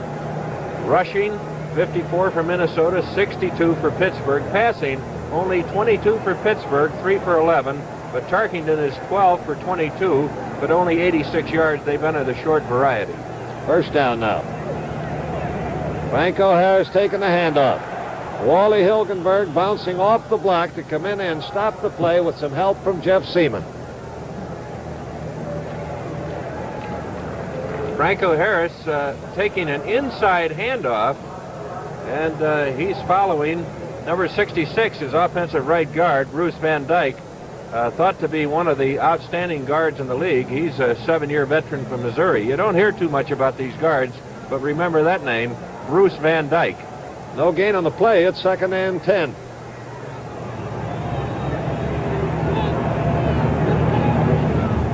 Franco Harris gets the call again. This time they get the corner man out, and Harris is able to go for a gain up across the 25. Middle linebacker Jeff Seaman there on the stop for Minnesota with help from Carl Eller, the left end. Ball just across the 25-yard line. It'll be 3rd down and practically 4 yards to go for the Steelers. Pittsburgh 7-3 over the Minnesota Vikings here at the top of the second half. Lon Shanklin out wide to the right. Frank Lewis wide to the left. Bradshaw straight back. Penalty flag goes in. He fires for his tight end, John McMakin. The pass is incomplete, and it would look like a holding call against Pittsburgh. The guess would be on, yes it is, Sam Davis, called for holding, the left guard for the Pittsburgh Steelers.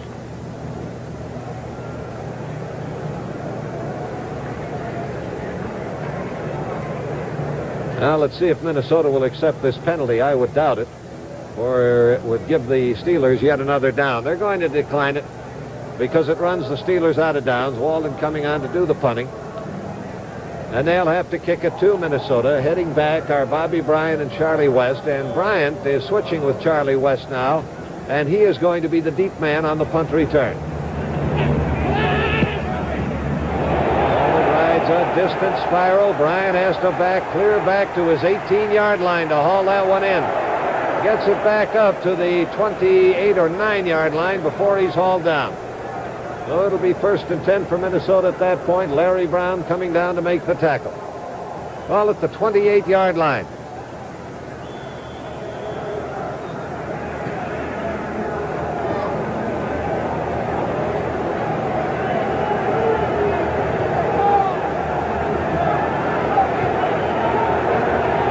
Seven-yard punt booted off by Bob Walden.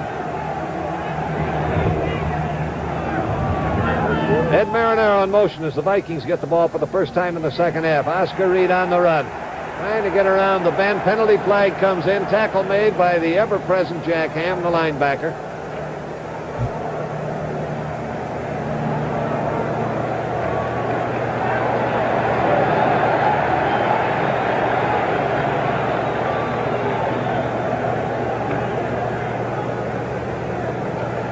There you see the middle linebacker, 53, Henry Davis, moving out along with Green.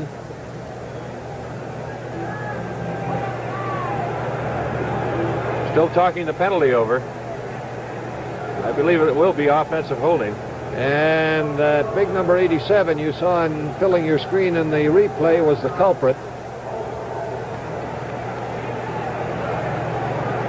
And there it is, the holding signal, and it puts the ball back at the 14-yard line. It'll still be first down, but now with 24 yards to go.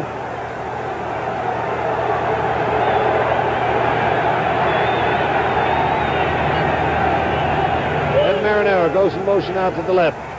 Tarkenton throws to him, drops the ball. Pass incomplete.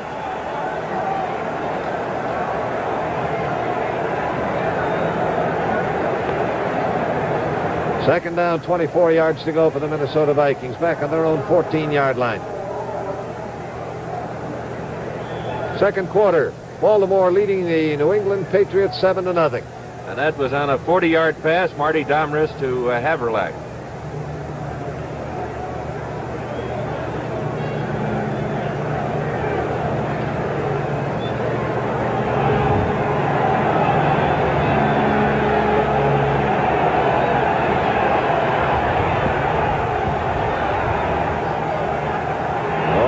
Time in the huddle, long count. He gets it off in time, hands off to Marinero. Trying a shot off tackle. He is nailed by Joe Green and gets across the 15 for a 2-yard gain to the 16-yard line. So now it's third and ultra long yardage.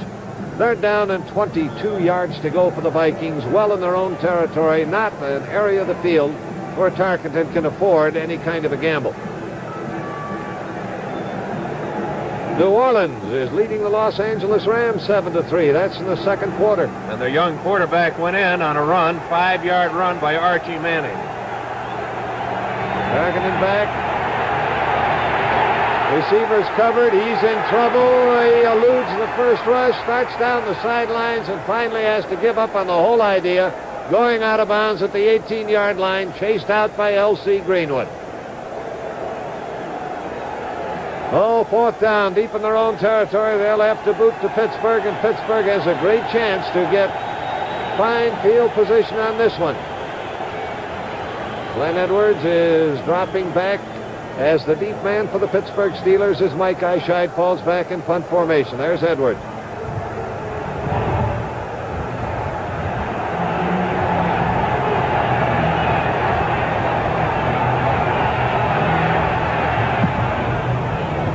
Eyeshide gets a lot of leg into that one. Edwards has to give ground back to the 26. Now he returns up 30, 40, 45. Heavy going. Down he goes. Fumble. And the Vikings recover. That's in the 48-yard line in Pittsburgh territory.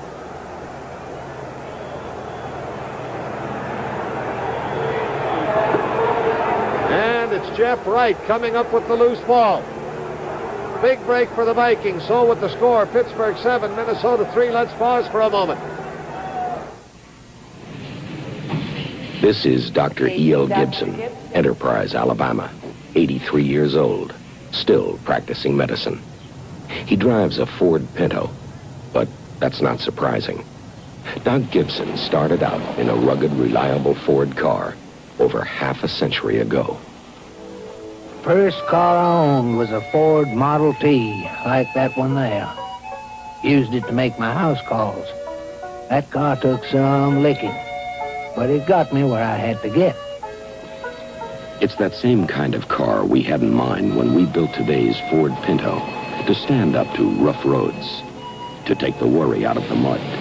We built Ford Pinto to be a rugged, reliable, basic car, just like the one Doc Gibson started out with 60 years ago. When you get back to basics, you get back to Ford. Pinto for $73 at your Ford dealers.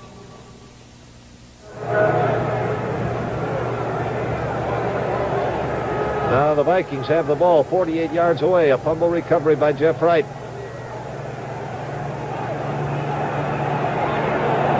Both wide receivers are set to the right side. Marinaro goes in motion to the right. Oscar Reed on the handoff, sliding off to the left side. Can't make much, but does get down to around the 43 where Mel Blunt, the cornerback, came up to make the stop. That'll be a pickup of 5, 2nd and 5. If there's going to be a turning point in this game away from the Steelers' steady hold on the lead, it would be on that fumbled punt. For the Steelers were looking at great field position after holding the Vikings in check deep in their own territory. But now the break swings to the Vikings. They have it 2nd down and 5. Osborne has come in at running back, replacing Marinaro. And Osborne gets the handoff. He's into the middle of the line and fights his way down inside the 40, close to first down territory. Tackle made by middle linebacker Henry Davis and L.C. Greenwood, number 68, the left end.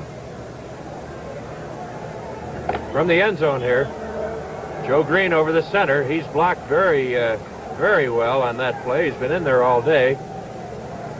There's Henry Davis. Good driving action by Osborne. Sets up a short yardage situation, 3rd and about 1. Gilliam going out wide to the right side. Tight end blocking along the line, just one wide receiver. 3rd down the yard to go. The call is to Oscar Reed. He's got the first down and then some as he fights his way down to just inside the 30-yard line before John Rouser, the cornerback, was able to bring him down. Good blocking by Milt Sunday. Watch him pull. The right guard pulling. And Oscar Reed follows him through the hole there. Big gaping hole. Good block by Ed White. Now the Vikings have it 30 yards away. 1st and 10. Cincinnati leading the Chicago Bears 7-0. Carter to Essex Johnson, 26-yard pass. Virgil Carter, former Bear. Second man through gets the ball. Osborne. His straight ahead punch takes him down to around the 27-yard line where the linebackers, Henry Davis and Jack Ham, combined to stop him. Pickup of 3 yards. It'll be 2nd down and 7.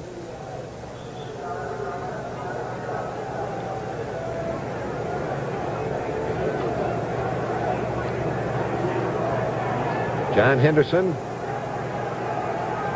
and John Gilliam, the wide receivers, both set to the left side.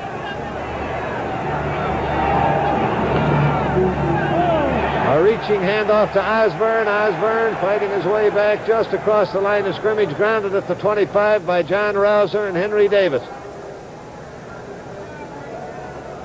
Only 2 on the play. It'll be 3rd and about 5 yards to go. The score in this game is 7-3. The Pittsburgh Steelers in front. That was the halftime score. Got a little better than 8 minutes to play in the 3rd quarter.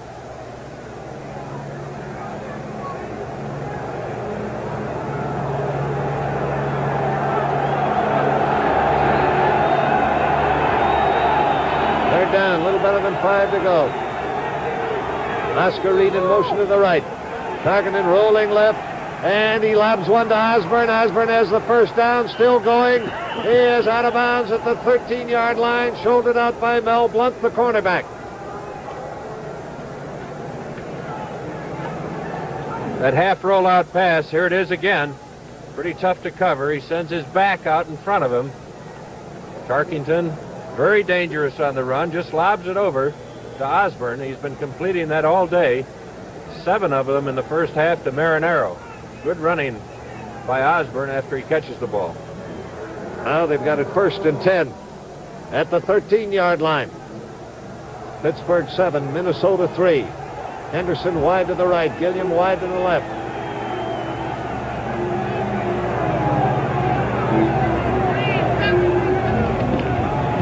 Osborne gets the call, runs into trouble. Henry Davis, the middle linebacker, was high, and Ernie Holmes was diving in underneath. From the ground level, there's Mean Joe Green right on the head of the center, 75. Watch Henry Davis here. Been in on a lot of tackles all day. The Steeler defense has really been tough when they've had to. Ball now at the 11-yard line, a gain of 2. It's 2nd down and 8.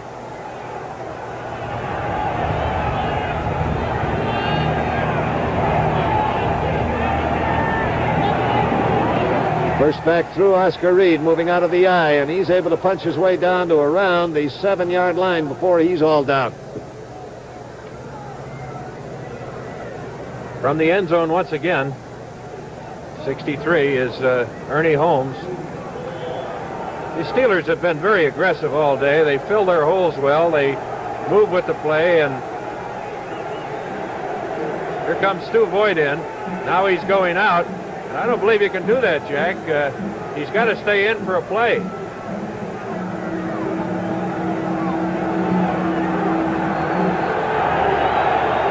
All right, it's third down. About 4 yards to go. Tarkenton rolling out to the right, looking into the end zone. There's his fake for Henderson. It was just deflected over there. Looked like the cornerback, John Rousey, number 48, got a finger on the ball. Actually covering the receiver was the linebacker, Jack Ham. We pause 5 seconds for station identification.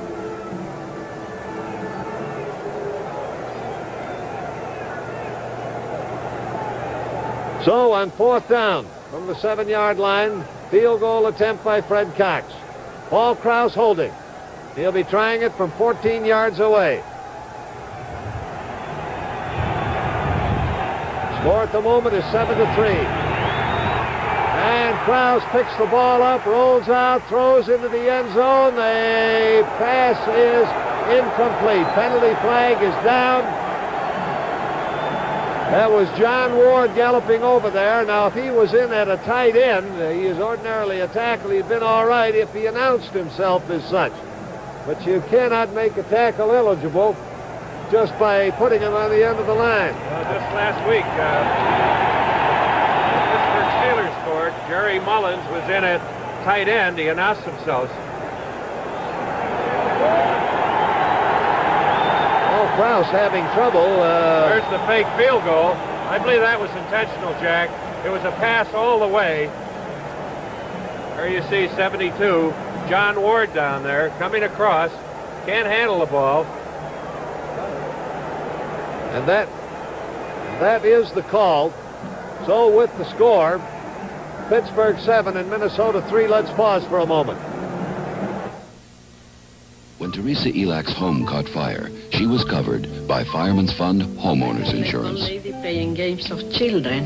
When Gary Palmer's plant was broken into, he was covered by Fireman's Fund Business Insurance. When Carol Wood's car was wrecked, our auto insurance covered her. In fact, this hat covers people for just about every business or personal insurance need. And if it didn't, they wouldn't be laughing now. Fireman's Fund American in the yellow pages. When you live by the watch, every minute counts. I know, I'm Pat Summerall. In my line of work, you try to save time, even when you shave. So today, I use the Sunbeam Shave Master Shaver. Watch. It's got a handle that's all business. A unique shaving system that shaves whiskers with 6 carbon steel blades for a really close shave, and a trimmer for sideburns. The Sunbeam Shave Master Shaver. Clean, smooth, fast. Repeat, fast. I don't have time for anything else. Well, another drive by the Vikings falls short of its mark as Minnesota continues to pile up the statistics. But Pittsburgh has the lead, 7-3. 4th down pass, incomplete as it was in the end zone, has brought the ball out to the 20-yard line. Franco Davis, blasting into the middle, is taking it out to the 25. Carl Eller making the stop. From our ground level again, rookie Franco Harris. There you see the trap play with 57 coming around the left guard. Sam Davis. Franco Harris is a power runner, 6'2", 230 pounds.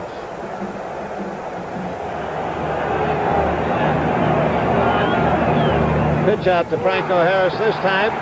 Around the corner, picks up a block. As a matter of fact, waited very nicely for that block and then charged ahead when it was executed and went for the first down. Roy Winston coming in to make the tackle.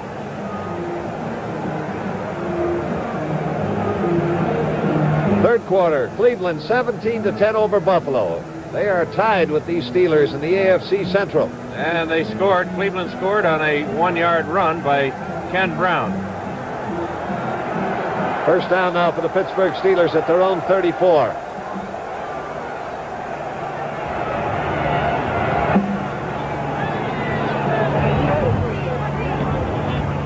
John Fuqua takes this handoff. And he's able to get close to the 40-yard line. Jim Marshall was in on the stop. At 72 was Jerry Mullins leading the play. Ball at the 39-yard line. It'll be second down and 5 yards to go. Minnesota trailing. It's Pittsburgh 7-3 over the Vikings. 4.5 minutes to play in the third quarter. Franklin out wide to the right. Lewis out wide to the left. Bradshaw, quick pass out to Ron Shanklin in the right flat. He's at the 40, the 45. This could go. He's at the 30, and Bobby Bryant comes over across the field to block him out of bounds. Bob Bryant, the right cornerback, ranged the width of the field to catch up with the speeding Ron Shanklin, block him out of bounds at the 18-yard line.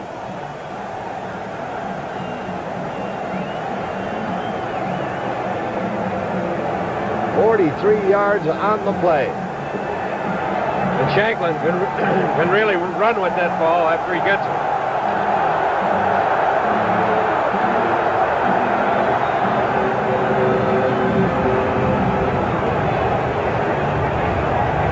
First down.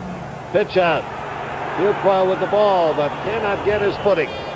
It is not raining now, but it's been raining through the game, and that carpet has gotten a bit slippery. Drop down for a loss back around the 22-yard line. That'll be a loss of 4, and it'll be second down and 14.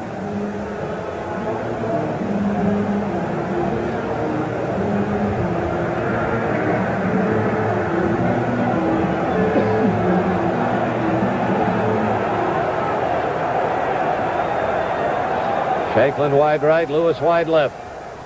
Second down, 14 yards to go for the Steelers. And on a delay, they give it to John Fuqua. And Fuqua punching through, gets it back to around the 17, 18-yard line. Alan Page in on the tackle for Minnesota. We'll watch it in slow motion. There's a delayed draw. Goes off the weak side. Brackley does it on his own. This Steeler offense, headed by Chuck Knoll, fourth year as head coach, doesn't try to fool anybody. They get their backs down, they set, they don't move, and they just tell you the formation they're going to be in. Third and long yardage. Bradley rifles one to his tight end. John McMakin makes the catch just inside the 10-yard line. That is short of a first down by about a yard. Look at it in slow motion. Number 89 on the bottom of your screen is the tight end, John McMakin. Jerry Bradshaw really fires this ball in there. Paul Krause was behind him, but not close enough to stop it. With a lead of 7-3, the Steelers have sent in Roy Girella, their field goal kicker. Bob Walden, the punter, is doing the holding.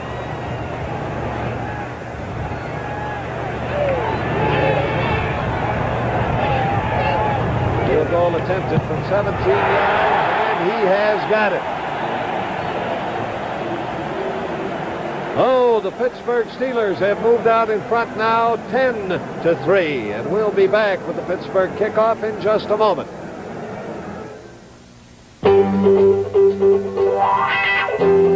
You may never come face to face with an avalanche, but if you drive in winter, then you're the reason Firestone makes the all-position Town and Country, the people tire for winter, with 3 separate tread sections built into one tough winter tire. And there's room for 112 ice-gripping studs.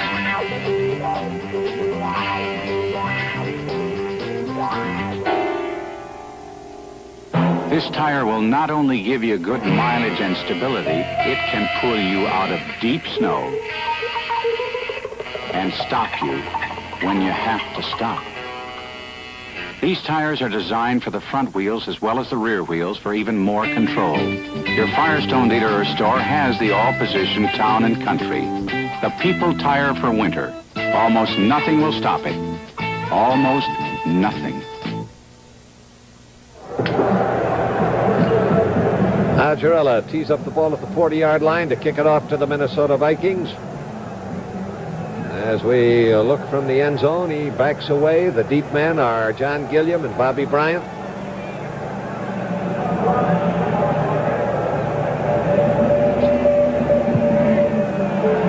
Ball is given a ride to Gilliam over near the sidelines. And did it get out of bounds? No, it did not. It just cut inside the corner flag, and it will be 1st and 10 for Minnesota at their own 20. CBS has 2 outstanding bowl games on tap for you this year. In the Sun Bowl, North Carolina meets Texas Tech. That'll be Saturday, December 30th at 1 p.m. Eastern Time. Then on New Year's Day, Monday, January 1st, unbeaten Alabama races Texas in the Cotton Bowl at 2 p.m. Eastern Time. Here we go with the Vikings now. Trailing 10-3, getting the ball 1st and 10 at their own 20-yard line. A quick punt over the middle. Taken over there by Stu Voigt, the tight end. His forward progress reached the 26-yard line when he was hauled in by John Rouser, the cornerback. 2nd down and 4.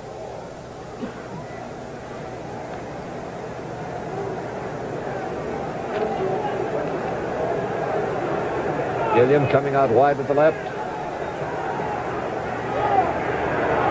And belting through is Oscar Reed. He's able to get that ball out across the 30. That's enough for a 1st down. Mike Wagner on the tackle. We'll look at it again. There goes Oscar Reed. Good hole up the middle. The Steeler defense is stubborn. They're not giving up big chunks of yardage.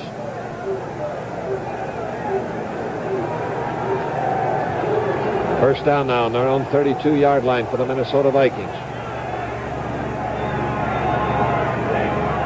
Tarkinen fakes a quick pop, lets it go long, and Gilliam had overrun the ball. Couldn't get back to field the ball. Coming in on the rush was Dwight White. Covering on the pass was Mike Wagner. Oh, it's 2nd and 10. Washington 14, Green Bay 13. And Green Bay has just scored on a MacArthur Lane 6-yard run. There's 12 minutes and 39 seconds remaining in the 4th period. And what an important game this is for the Detroit and Minnesota fans listening in, Jack, that Washington-Green Bay game. Now they've got Gilliam and Henderson both swung wide to the left on a 2nd and 10. Dave Osborne gets the nod. He goes into the middle of the line and runs into nothing but trouble in the person of Henry Davis, number 53, the middle linebacker.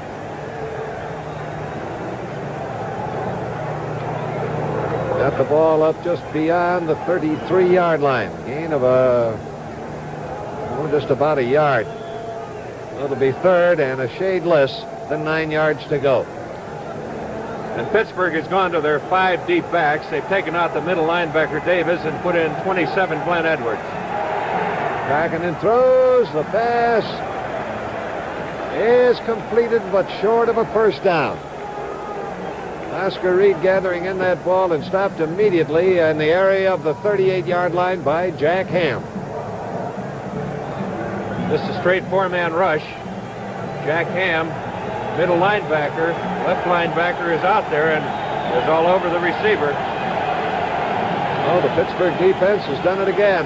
Minnesota will have to boot the ball. Glenn Edwards is dropping back. He'll receive the punt for the Pittsburgh Steelers.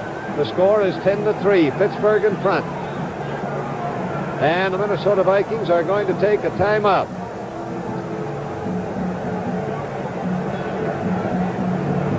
Mike Eyeshide, the punters, come in, and he's walked up now for a word with referee Fred Swearingen. There's the deep man, Glenn Edwards. Now, it was his fumble on a punt return that looked like it was giving Minnesota their golden opportunity earlier in this 2nd half. But the Steelers' defense rose to the occasion. Now they've come on to add another field goal to move their margin out to 10-3 over Minnesota as Eyeshide weaves into the kick. Flips one high in the air. Edwards backs away. He's going to let it bounce. It takes a Minnesota roll down inside the 20 and is coming to a halt at the sideline at the 15-yard line. 1st and 10 at the 15 for the Pittsburgh Steelers. And the gun is sounded. 3 periods have gone by. That's the end of the third quarter with the score, Pittsburgh 10, Minnesota 3. We now pause for station identification. This is CBS.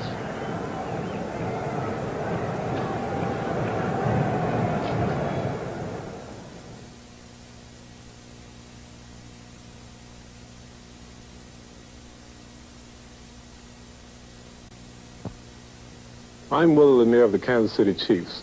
Every player hopes that someday he'll be part of the Pro Football Hall of Fame. I know I do. But there's something here for everyone, young and old, male and female. The enshrinement area, great movies, treasured relics of the past. Why don't you plan a visit next time you're in the area? The Pro Football Hall of Fame is located in Canton, Ohio, right off Interstate 77. 77. Wasn't that Red Grange's number?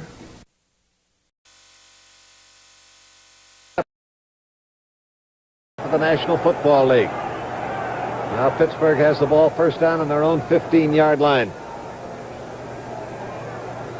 Franco Harris, the ball carrier. And he can't make it around the bend. Coming up in a hurry was Jeff Wright, number 23, safety man. And he grounded him with a pickup of about a yard. Put it out at the 16-yard line where it'll be second down and 9. It's been a defensive struggle between these teams, and they both have shown creditable defenses. Franco Harris has been ripping the league apart. Has 49 yards in 11 carries. He's coming off 4 consecutive games in which he ran for better than 100 yards. Second down, 9 yards to go. Terry Bradshaw gives to John Fuqua, and Fuqua is upended as he comes around the bend, and he gets it out to around the 19-yard line. Tackler was Jeff Seaman, the middle linebacker. Well, it's a pickup of 3 more, and it'll be third down and 6 yards to go for the Pittsburgh Steelers. And we're looking into some of the covered box seats as the fans view the game and like it so far here in Pittsburgh. 10-3 is the score. The Steelers in front of the Vikings. Bradshaw back to throw on 3rd and long. He hangs one out in the middle, and it's almost grabbed by Paul Krause. Pass is incomplete. The target on it was wide receiver Frank Lewis. Paul Krause knifing in there and coming low for the ball, couldn't hold it. 4th down, and Pittsburgh will have to punt. Bob Walden coming on the field for the Steelers to do the kicking.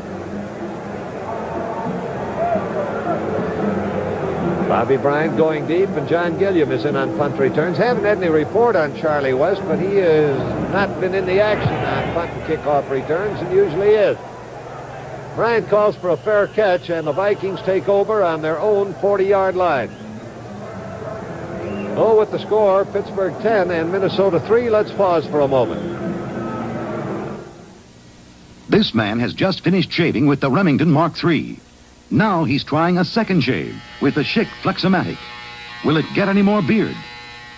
Look, the Flexomatic gets the stubble Remington left behind. Reverse the order, and Remington can't match this amount. Tests prove the Schick Flexomatic shaves closer than Remington, or Norelco's leading sellers. Closer because the head is super thin. Comfortable because it's soft. Get the Schick Flexomatic. That's some shave. This is the newest copier in the IBM line. Aside from sharp, clear copies of ordinary jobs, this plain paper copier makes sharp, clear copies of books, sharp, clear copies of oversized documents, even sharp, clear copies of photographs. And it lets you make them fast. The more you want from a copier, the more we think you'll appreciate this one. The new copier 2 from IBM.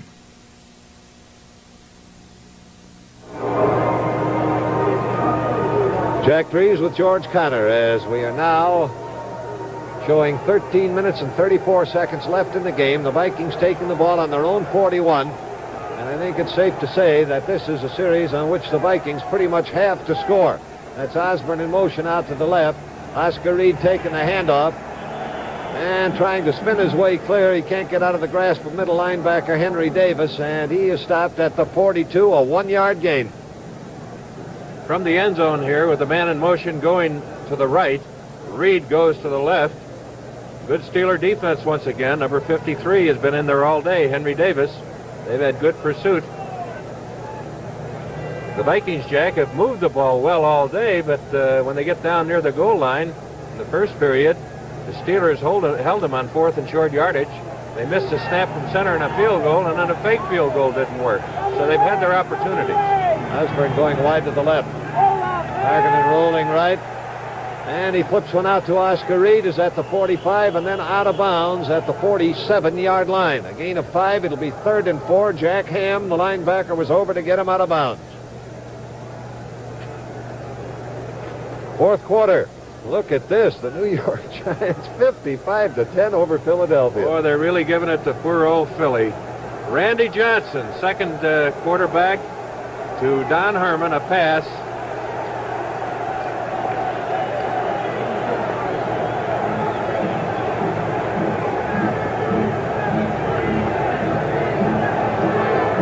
Third down.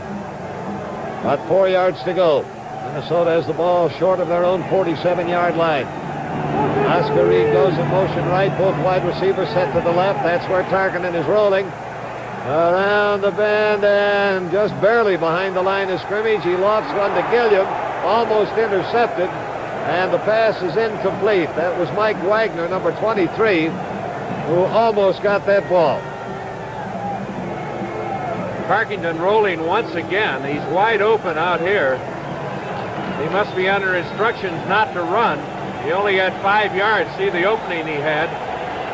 Throws it in a crowd, and Mike Wagner and Ralph Anderson are down there. It was intended for Gilliam, almost intercepted. And once again, Minnesota has to punt. Glenn Edwards is deep. Mike Eischeid kicking.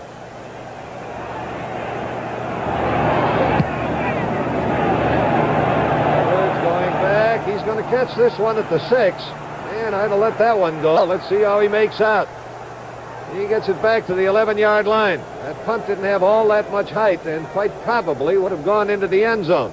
However, there they have it. And with the score, Pittsburgh 10, Minnesota 3. Let's pause for a moment. The Quasar Color TV System. Before you buy any color TV, remember this demonstration. You're seeing an actual closed-circuit picture on a Quasar Color TV. You get the Quasar TV picture, plus the advances in our solid-state chassis design, plus one-button Instamatic tuning, plus plug-in modules, and works-in-a-drawer TV design for ease of service. By Motorola, we think it's a better way to build color TV. When man was first trying out his wings, Pabst Blue Ribbon beer was there. Blue Ribbon was brewed for men who really like beer. Pabst is the only beer in America with good old-time flavor because it's still brewed the old-time premium way. Original Pabst Blue Ribbon beer, brewed by the first of the great Milwaukee brewers.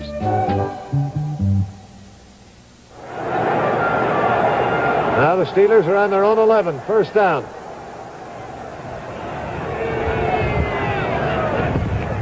Franco Harris gets the call. Comes into the middle of the line. Be able to get that ball out to around the 18-yard line before he's hauled down. That's pickup of 7. Gary Larson making the tackle. Well, that's that offensive right guard, Bruce Van Dyke. If you can see him there, he pulls. He got through there, put a nice trap block on Alan Page. Second down and about 3 yards to go. And a deep pitch to Franco Harris. And he's got the first down. Franco Harris around the corner, gets that ball up almost to the 24-yard line. John McMakin, the tight end, making a fine block. And it's 21-13 now. Washington over the Green Bay Packers. 5-yard pass from Billy Kilmer to Charlie Johnson. Charlie Taylor. 6 minutes left in this game. If Washington wins, then Detroit will be tied for first place, and Minnesota could be too if they win. Otherwise, they drop a game behind.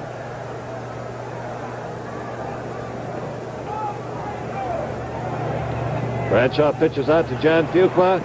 He gets out of one grasp but can't elude Hilgenberg. Jim Marshall had that first shot at him. He was number 70, who became a member of the backfield for a few strides.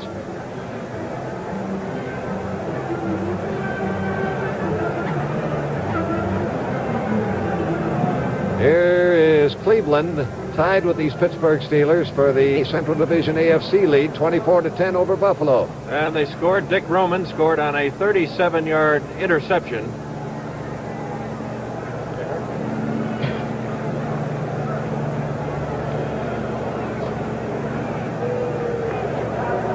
Some discussion going on with Jim Marshall down there. While we wait for this discussion down there, Jack, these pitch outs that Bradshaw is pitching out to Fuqua and to Franco Harris, they're really dangerous. The quarterback has to have enough speed by on the ball, and the halfback has to catch it about hip high. And it is a clipping call charged against the Pittsburgh Steelers. Puts the ball back at the 12-yard line. It's still first down, but now with 22 yards to go. Bradshaw throws, and just as he was making the catch, Frank Lewis fell away and under the ball. Jack, it appeared with the glasses here that there was a little raised portion of that tartan turf, and he hit it with his foot and just went down. Nobody around him. They're tearing up the rug in the stadium, George. In that kind of a game, this has been some defensive struggle. Second down now and 22 yards to go.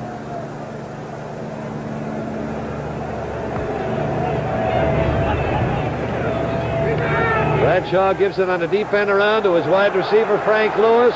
And Lewis is out to the 20, tears loose from a tackle. Cannot make the first down, but he's out of bounds, improving field position considerably up at the 28-yard line. Jeff Wright finally got him out of bounds. They've got to get to the 34 for a first down. Bob Lertzema is in there at defensive left end. He had a shot at him back there, but missed him. Pretty tough for a big man like Lertzema to catch a mobile, fast wingback like Frank Lewis. Lewis is taken out for a breather now, and Al Young is in at the wide receiver. He's coming wide to the left. Where's number 31? Third down, 4 yards. Third down and about 6 yards to go. Bradshaw back to throw and hit. Blindsided and down. Lertzema was a little mad at himself for missing that last tackle, and he really poured over Jerry Mullins. There you see number 75 out there at left end, Bob Lertzema. Oh, it'll force the Steelers to punt. And New Orleans holding on to a squeaky lead over Los Angeles. That ball game is at 7-6. And Los Angeles has scored on a 31-yard field goal by David Ray. Fourth down now and 14 yards to go. Bob Walden to do the punting. Bobby Bryant is deep for Minnesota. Walden hangs a beauty high in the air, and it's taken by Bryant at his own 28. He's across the 30, but he is outnumbered. And they drop him in the area of the 33-yard line. That was John McMakin, tight end, and in on the special team, coming down to make the stop. Good punt by Walden. Watch this coverage here. John McMakin, 89, coming in there underneath, causing him to trip, and good coverage by his teammates. Gives Minnesota first down on their own 32. They've got a little better than 10 minutes left to play in the game, and it's 10-3 in favor of the Pittsburgh Steelers. Tarkenton going for the sideline, and Gilliam steals the ball away from the defender. Got a blocker in front of him, and he can't quite make it to the end zone. Mike Wagner was fighting off the blocker, and Ralph Anderson was number 49 coming up to get him from behind and stop him at the 5. Tarkenton faking the play action again. Looking left, throwing right. Lays that ball up there for Gilliam, and it looks like Rouser might have an interception there, but Gilliam wanted the ball a little more. And he's got it. Turns on the speed down the sidelines, pointing out to his blocker, John Henderson. Finally brought down at about the 6-yard line. A gain of 63 yards on that thrust. First and goal to go. Osborne and Reed are the running backs. Tarkenton's going to the air. There's his flip to his tight end, Stu Voigt, who was virtually unmolested. The only one close to him was tackle Joe Green as he galloped into the end zone for the touchdown. Tarkenton finally decided he can't run it over. Fakes to the left. Now Stu Voigt was lined up at left end. He pulled an end around, and then Tarkenton threw to him. Quite a tricky play for first and goal on the 6-yard line. Now the Vikings are suddenly very much back in this ball game after they had experienced an afternoon of frustration. Here's the try for point by Fred Cox, and that kick is good. Now the score is knotted at Pittsburgh 10 and Minnesota 10, and we'll be back with the Vikings kickoff in just a moment. Jaguar XJ6 sedan, a truly well-made luxury car for around $9,000. The new 1973 Ford LTD Brougham, a truly quiet luxury car priced thousands less. Quiet is the sound of a well-made car. The Jaguar's a bit more powerful, of course. Well, you'd expect that for the money. Four-wheel power disc brakes, cut pile carpeting. The LTD, front power disc brakes, cut pile carpeting too. Power steering, automatic transmission. Standard here too. Power window option. In LTD too, plus a power mini vent. You can have a reclining seat in the LTD. Now I'm sure your 5-passenger Jaguar is worth its price. Yet LTD offers the same kind of luxury features for thousands less. And it seats 6.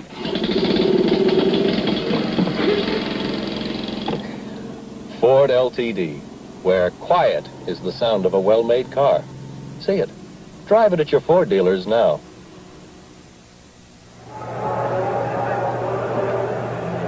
Now Fred Cox has it teed up on the 40. Steve Davis, number 35. Preston Pearson, number 26, the deep men. Ball game now a tie at 10 and 10. Kickoff on its way. A little better than 9 minutes left in the game. Pearson with the ball. 25. Nailed as he crosses the 30. Hit the ground at about the 32. First and 10 for the Steelers at that point. Calvin Demery making the stop. There's Preston Pearson coming up the middle. Watch him slide. You can see the wetness of the tartan turf here, although it stopped raining. Oh, look at this. The Giants have just set an all-time club scoring record with 62 points. Bradshaw back to throw. Loops one out to Franco Harris. Harris tries to put a juke on linebacker Roy Winston, but Winston, a sure tackler, got him down as he reached around the 33-yard line, a gain of only a yard. The all-time single team scoring high was against the New York Giants. That goes back to 1966 when the Washington Redskins racked up 72 points against the Giants.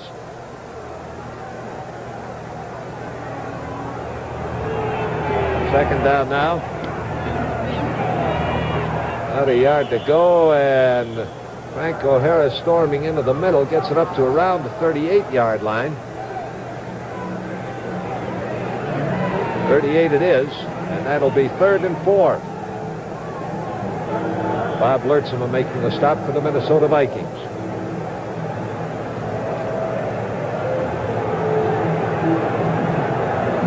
Third down, 4 yards to go. Ball game tied at 10 to 10. Bradshaw on a draw, gives to Franco Harris. Harris gets loose, first down, and there he goes. 35, 30, 20.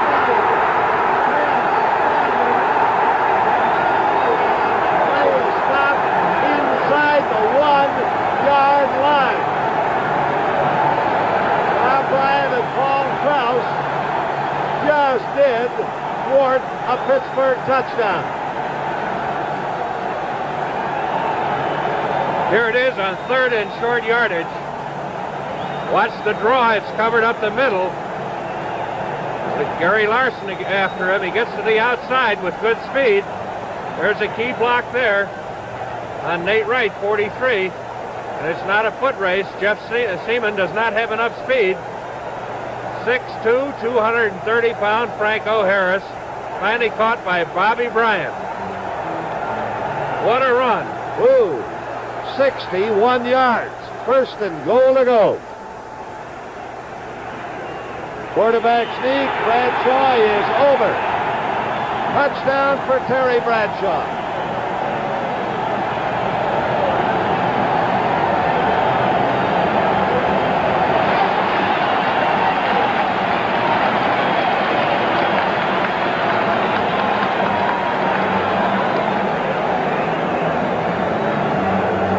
There it is again, up over the top. The ball has to pass the plane over the goal line, and it did. Now the try for the extra point. Well, his kick is blocked. Looked like Jeff Seaman, number 50, got in and nailed that. Let's check it on the replay. There's Gorilla. There's a big hand up there. It's Jeff Seaman, number 50. There you can see him with his right hand in the air. Now with that 61-yard gallop that set up that touchdown, Franco Harris now has 126 yards and 15 carries, his 5th consecutive 100-yard rushing game. He had been held pretty well in check by the Minnesota Vikings until that explosion. And now it's 16-10. And Pittsburgh will be kicking off to Minnesota.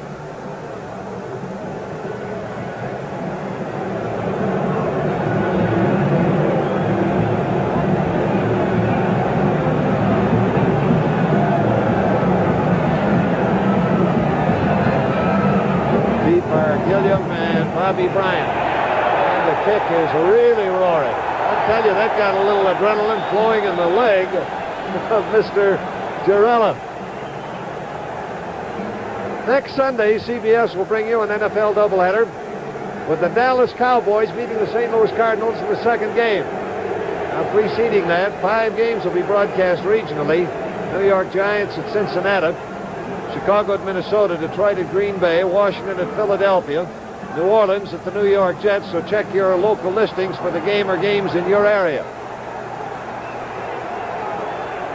Here is Osborne trying it around the corner, caught from behind and dropped by Jack Ham, number 59, second-year man, and turning into an all-star linebacker.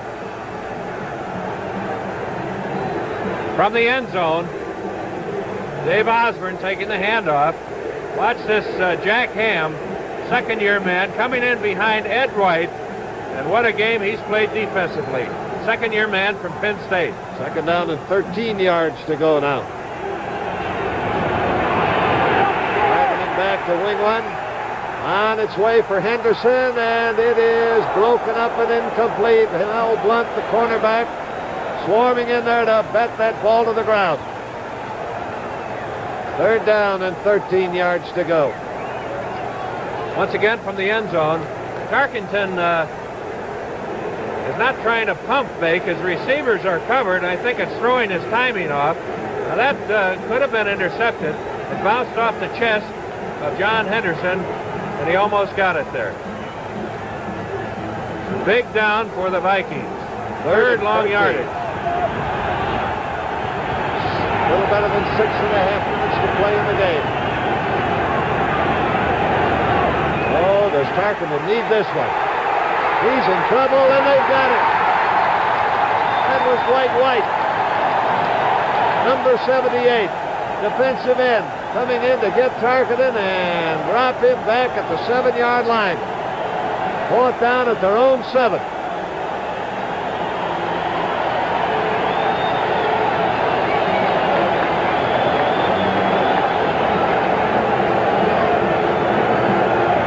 Minutes and 25 seconds. The clock is running. The Steelers lead 16-10. Mike Ishide deep at the reaches of his end zone. And it is Glenn Edwards awaiting the punt for the Pittsburgh Steelers. Barrels it well, and Edwards takes it on his own 45, 50, down to the Minnesota 45, upended at the 40 and just inside the 40. Where it'll be first down for Pittsburgh at that point. Dave Osborne upending him. And the Steelers are in great field position once again. 1st and 10 on the 39-yard line.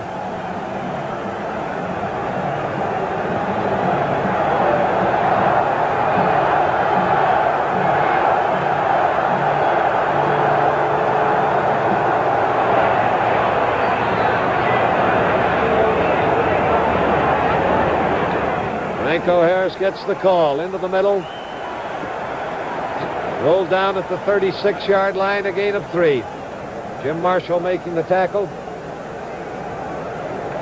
129 yards now and 16 carries for Franco Harris. But the big one, of course, was the one that put the lead touchdown on the board one play later, when he went 61 yards to the 1-yard line, from which Terry Bradshaw went over on the quarterback sneak. The extra point blocked has made the score in this game 16-10. Second down, 7 yards to go for the Steelers.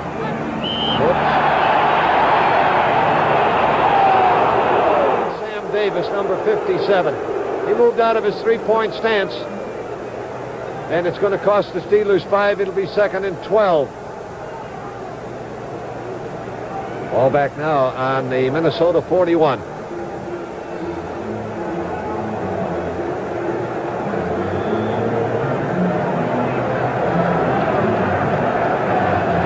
Shanklin out wide to the right. Frank Lewis wide left.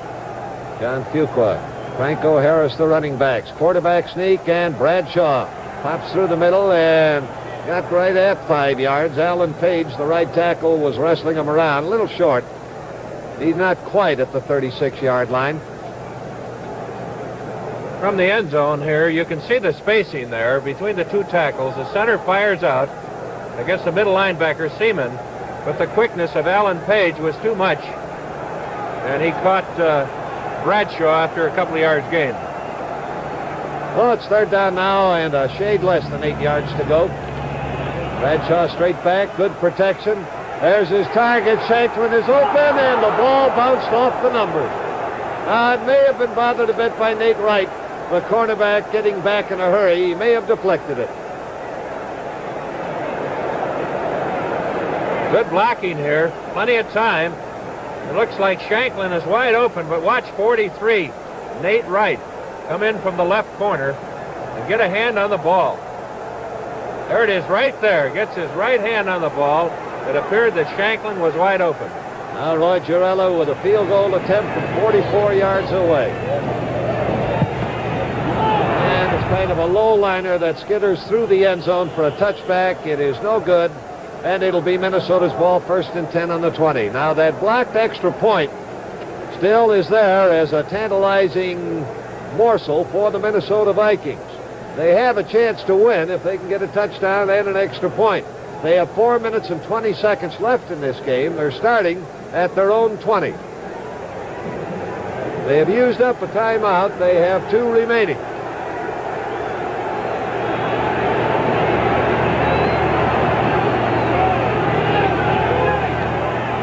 Oscar Reed on a long developing draw play that wound up in a cutback going back to the left, and the Steelers had plenty of time to watch it develop. Dwight White was number 78 and Ben McGee number 60 in there on the stop.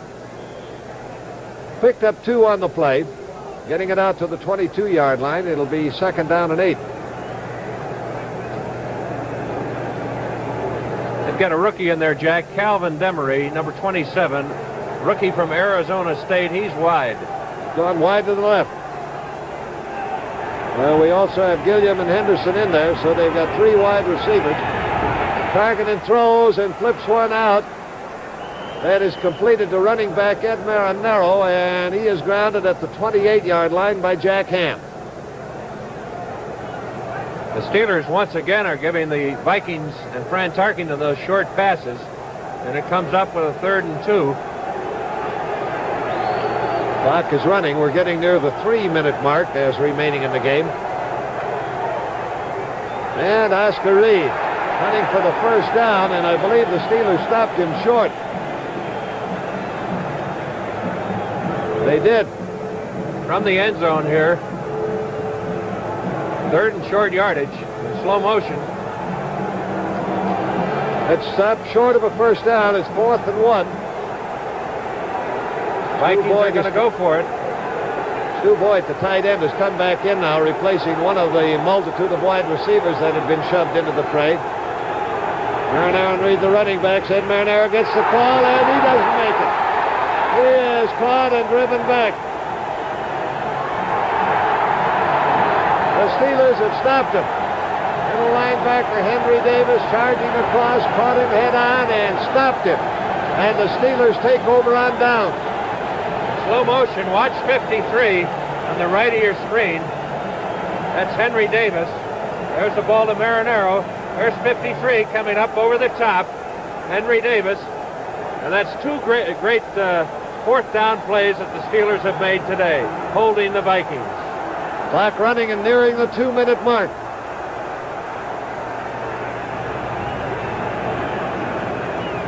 Bootleg with Terry Bradshaw carrying. He's around the corner, over near the sidelines, goes out of bounds at the 22-yard line, ushered out by Jeff Wright.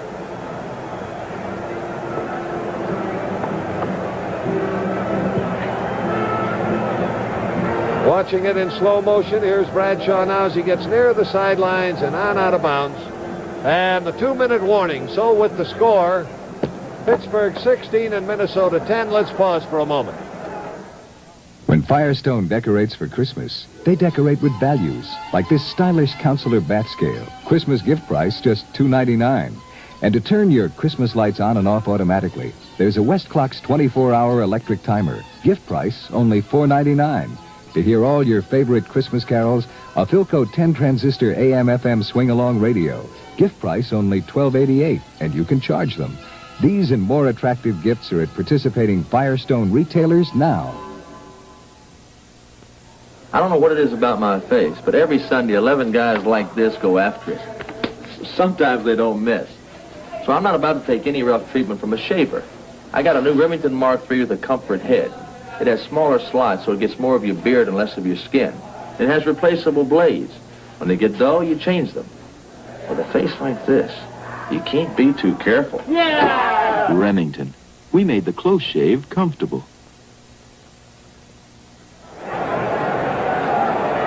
All right, it's second down. A little less than 3 yards to go for the Pittsburgh Steelers. They're on the Minnesota 22-yard line with a 16-10 lead and 2 minutes to play.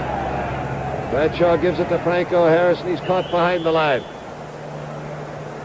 He was dropped just short of the 22 by Gary Larson, hopping through the gap. Call it the 22-yard line, and it'll make it third down and 3 yards to go. Right after this game, we'll be going to CBS Control with Bruce Roberts and George Connor. We'll be talking to Franco Harris, who's just chalked up another 100-yard day as a runner, his 5th in a row and 6 out of his last 7. Bradshaw running it again and blocked out of bounds by Paul Krause. He crossed the sideline at the 17-yard line. That's enough for a first down. 1st and 10. Watching this again in slow motion from our end zone camera. Bootlegging the ball. Bradshaw getting around the bend with a good blocking wall in front of him. Krause finally bouncing through that screen of blockers is able to throw a block into Bradshaw and get him out of bounds, and a glum Bud Grant on the sidelines as he is looking now at what seems almost inevitable, a defeat for his Minnesota Vikings, but there's still 1:21 left in the game. Minnesota needs possession and no more Pittsburgh scoring. There's a quick flip. That's out to Frank Lewis. Lewis at the 10, at the 5, and he's in there. That about does it. John Cole, the left tackle, was number 55, coming up with the key block that ushered Frank Lewis, the wide receiver, into the end zone from 17 yards out. Let's watch that one again. There's the pass to Frank Lewis, block number 1. Look at his same blocker belting away as Frank Kolb, the number 55 we mentioned about, really created a channel for Lewis to drift in. Now the try for the point. This time it is good. And now the Pittsburgh Steelers have moved in front by a 23-10 margin with 1 minute and 13 seconds remaining before this game has become history. The Steelers tied with Cleveland at the top of their AFC Central Division going into this game. And, of course, the Minnesota Vikings, in a can't-lose situation, are now in an impossible position awaiting a kickoff with 1:13 left. Green Bay, however, has lost today, which keeps the margin the same, 21-16. But with the games remaining dwindling down, a loss today is of severe damage to the Minnesota Viking cause. Gilliam and Bryant are deep for the Minnesota Vikings. Jarrella now ready to put it in the air. 1 minute and 13 seconds left to play in this game. And Jarrella drives another one through the goal line, through the end zone, on out of bounds, no return possible. And it's 1st and 10 on the 24, Minnesota. Here's Gilliam, who was back deep on that one. Coming up now to join the huddle as a wide receiver.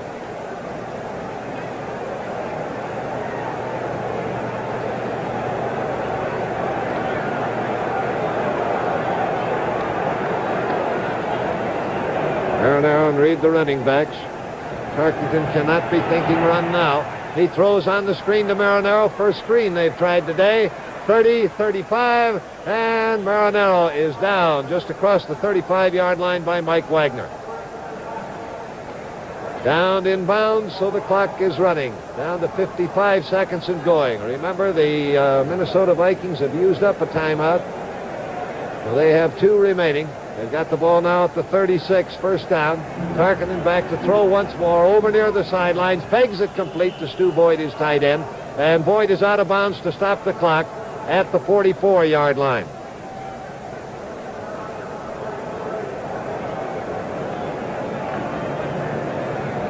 So it'll be 2nd down and 2 yards to go. That hauls the clock up short at 41 seconds left to play. The Pittsburgh Steelers 23-10 over the Minnesota Vikings.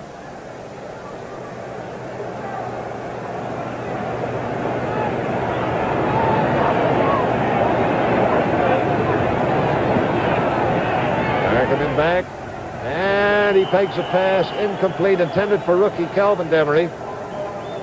Covering on the play, John Rouser, the cornerback, and it'll be 3rd and 2.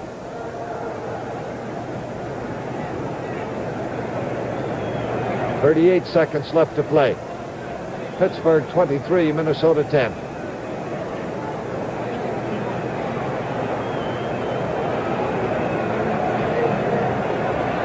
Remember, stay tuned for Pro Football Report immediately following this game with Bruce Roberts and George Connor.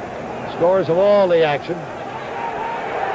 There is an attempt at a screen to Oscar Reed, but he was a little deep for the screen and didn't have much in the way of blocking. He is shouldered out of bounds at the 47-yard line by Jack Ham with some help from Craig Hanneman.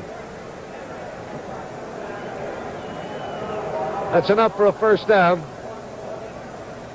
1st and 10 at the 47, well, call it the 46-yard line. It's just barely across the 46.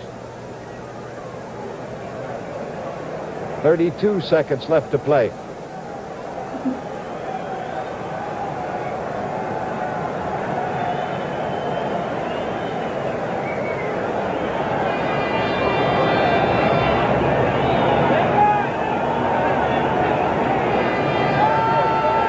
Back, 3-man rush. They're trying to cover everybody deep. Gilliam, however, closely covered by Ralph Anderson, makes the catch. Slides across the sideline at the 42-yard line. 1st down for Minnesota. 22 seconds remaining. And let's call it the 41, closer to that. Now time is called.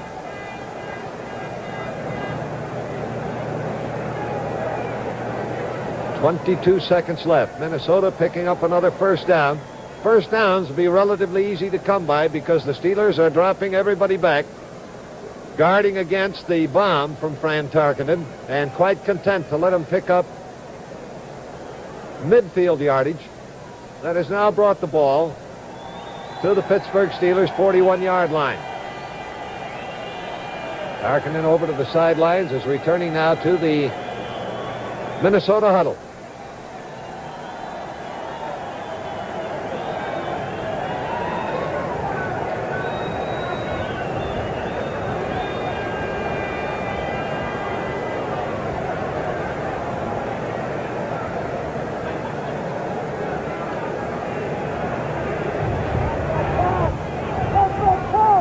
5 defensive backs arrayed against the Minnesota Vikings. Targeted back. And the peg intended for Oscar Reed, incomplete. Almost picked off. Jack Ham, the linebacker, had it but couldn't hold it. And Ham may have been shaken up on the play. He's slow getting up and is limping off the field. Jack Ham limps to the sidelines after almost intercepting that pass attempt for Oscar Reed. George Webster, great Michigan State linebacker, traded to Pittsburgh from Houston, has come on now to replace him. 2nd down and 10. 16 seconds left to play. Tarkenton throwing for Pride now, and it bounces off the fingertips of Ed Marinero. Incomplete. Penalty flag is down. Webster was back covering on that one.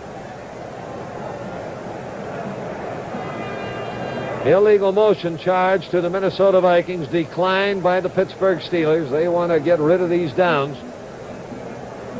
Well, that's going to make it 3rd and 10. 12 seconds left to play. Jack Ham being assisted now along the sidelines back toward the dressing room and needing some help to walk. He is limping badly on that right leg. That would be a severe loss for this Pittsburgh team if he's not available in the ensuing weeks. Tarkenton throws for the sideline to Gilliam. He's got it, and Gilliam steps out of bounds at around the 31-yard line. That'll be short of a 1st down, maybe. Closer to the 32 than the 31 where he hit the sidelines. Seeing where it's spotted now. 8 seconds left to play. 4th down, about a foot to go.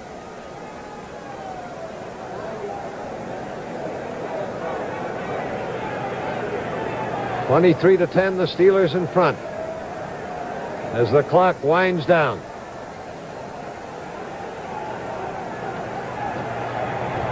Tarkenton tries the bomb to Gilliam, broken up and intercepted. That went off the fingertips of Edwards to be caught by John Rouser. He's back to the 20, 25, and they haul him down at the 28 as the clock runs out, and the Steelers, with an inspired defense and then a climactic run from their brilliant rookie Franco Harris of 61 yards to set up the clinching touchdown, have defeated the Minnesota Vikings and put this game on ice 23-10. This was some rugged and demanding contest here today. And the Steelers hold their place level with Cleveland at the top of the AFC Central standings. For the Minnesota Vikings, this, despite a Green Bay loss, a crushing one to them. Well, they needed to pretty much win them all. They came into this game with a 4-game winning streak, including an explosive 45-41 victory over Los Angeles a week ago. And now, almost on cue, a torrent of rain opens up after a nearly rainless second half on Three Rivers Stadium in Pittsburgh. So the game is over as the rain comes down. And now we take you to Bruce Roberts in CBS Control for Pro Football Report. Thank you very much, Jack, and welcome to the Pro Football Report. George Connor and I will be talking to the two Pittsburgh Steeler heroes, Franco Harris and Mean Joe Green, and get their reaction. It should be something to Pittsburgh's 23-10 win over the Minnesota Vikings here at Three Rivers Stadium in Pittsburgh this afternoon. We'll take a look at all the scores. The big one, of course, the Giants-Philadelphia. In that game, the Giants broke the team all-time scoring mark. They scored 62 against the Philadelphia Eagles. The Browns rallied from a 10-point deficit, and they beat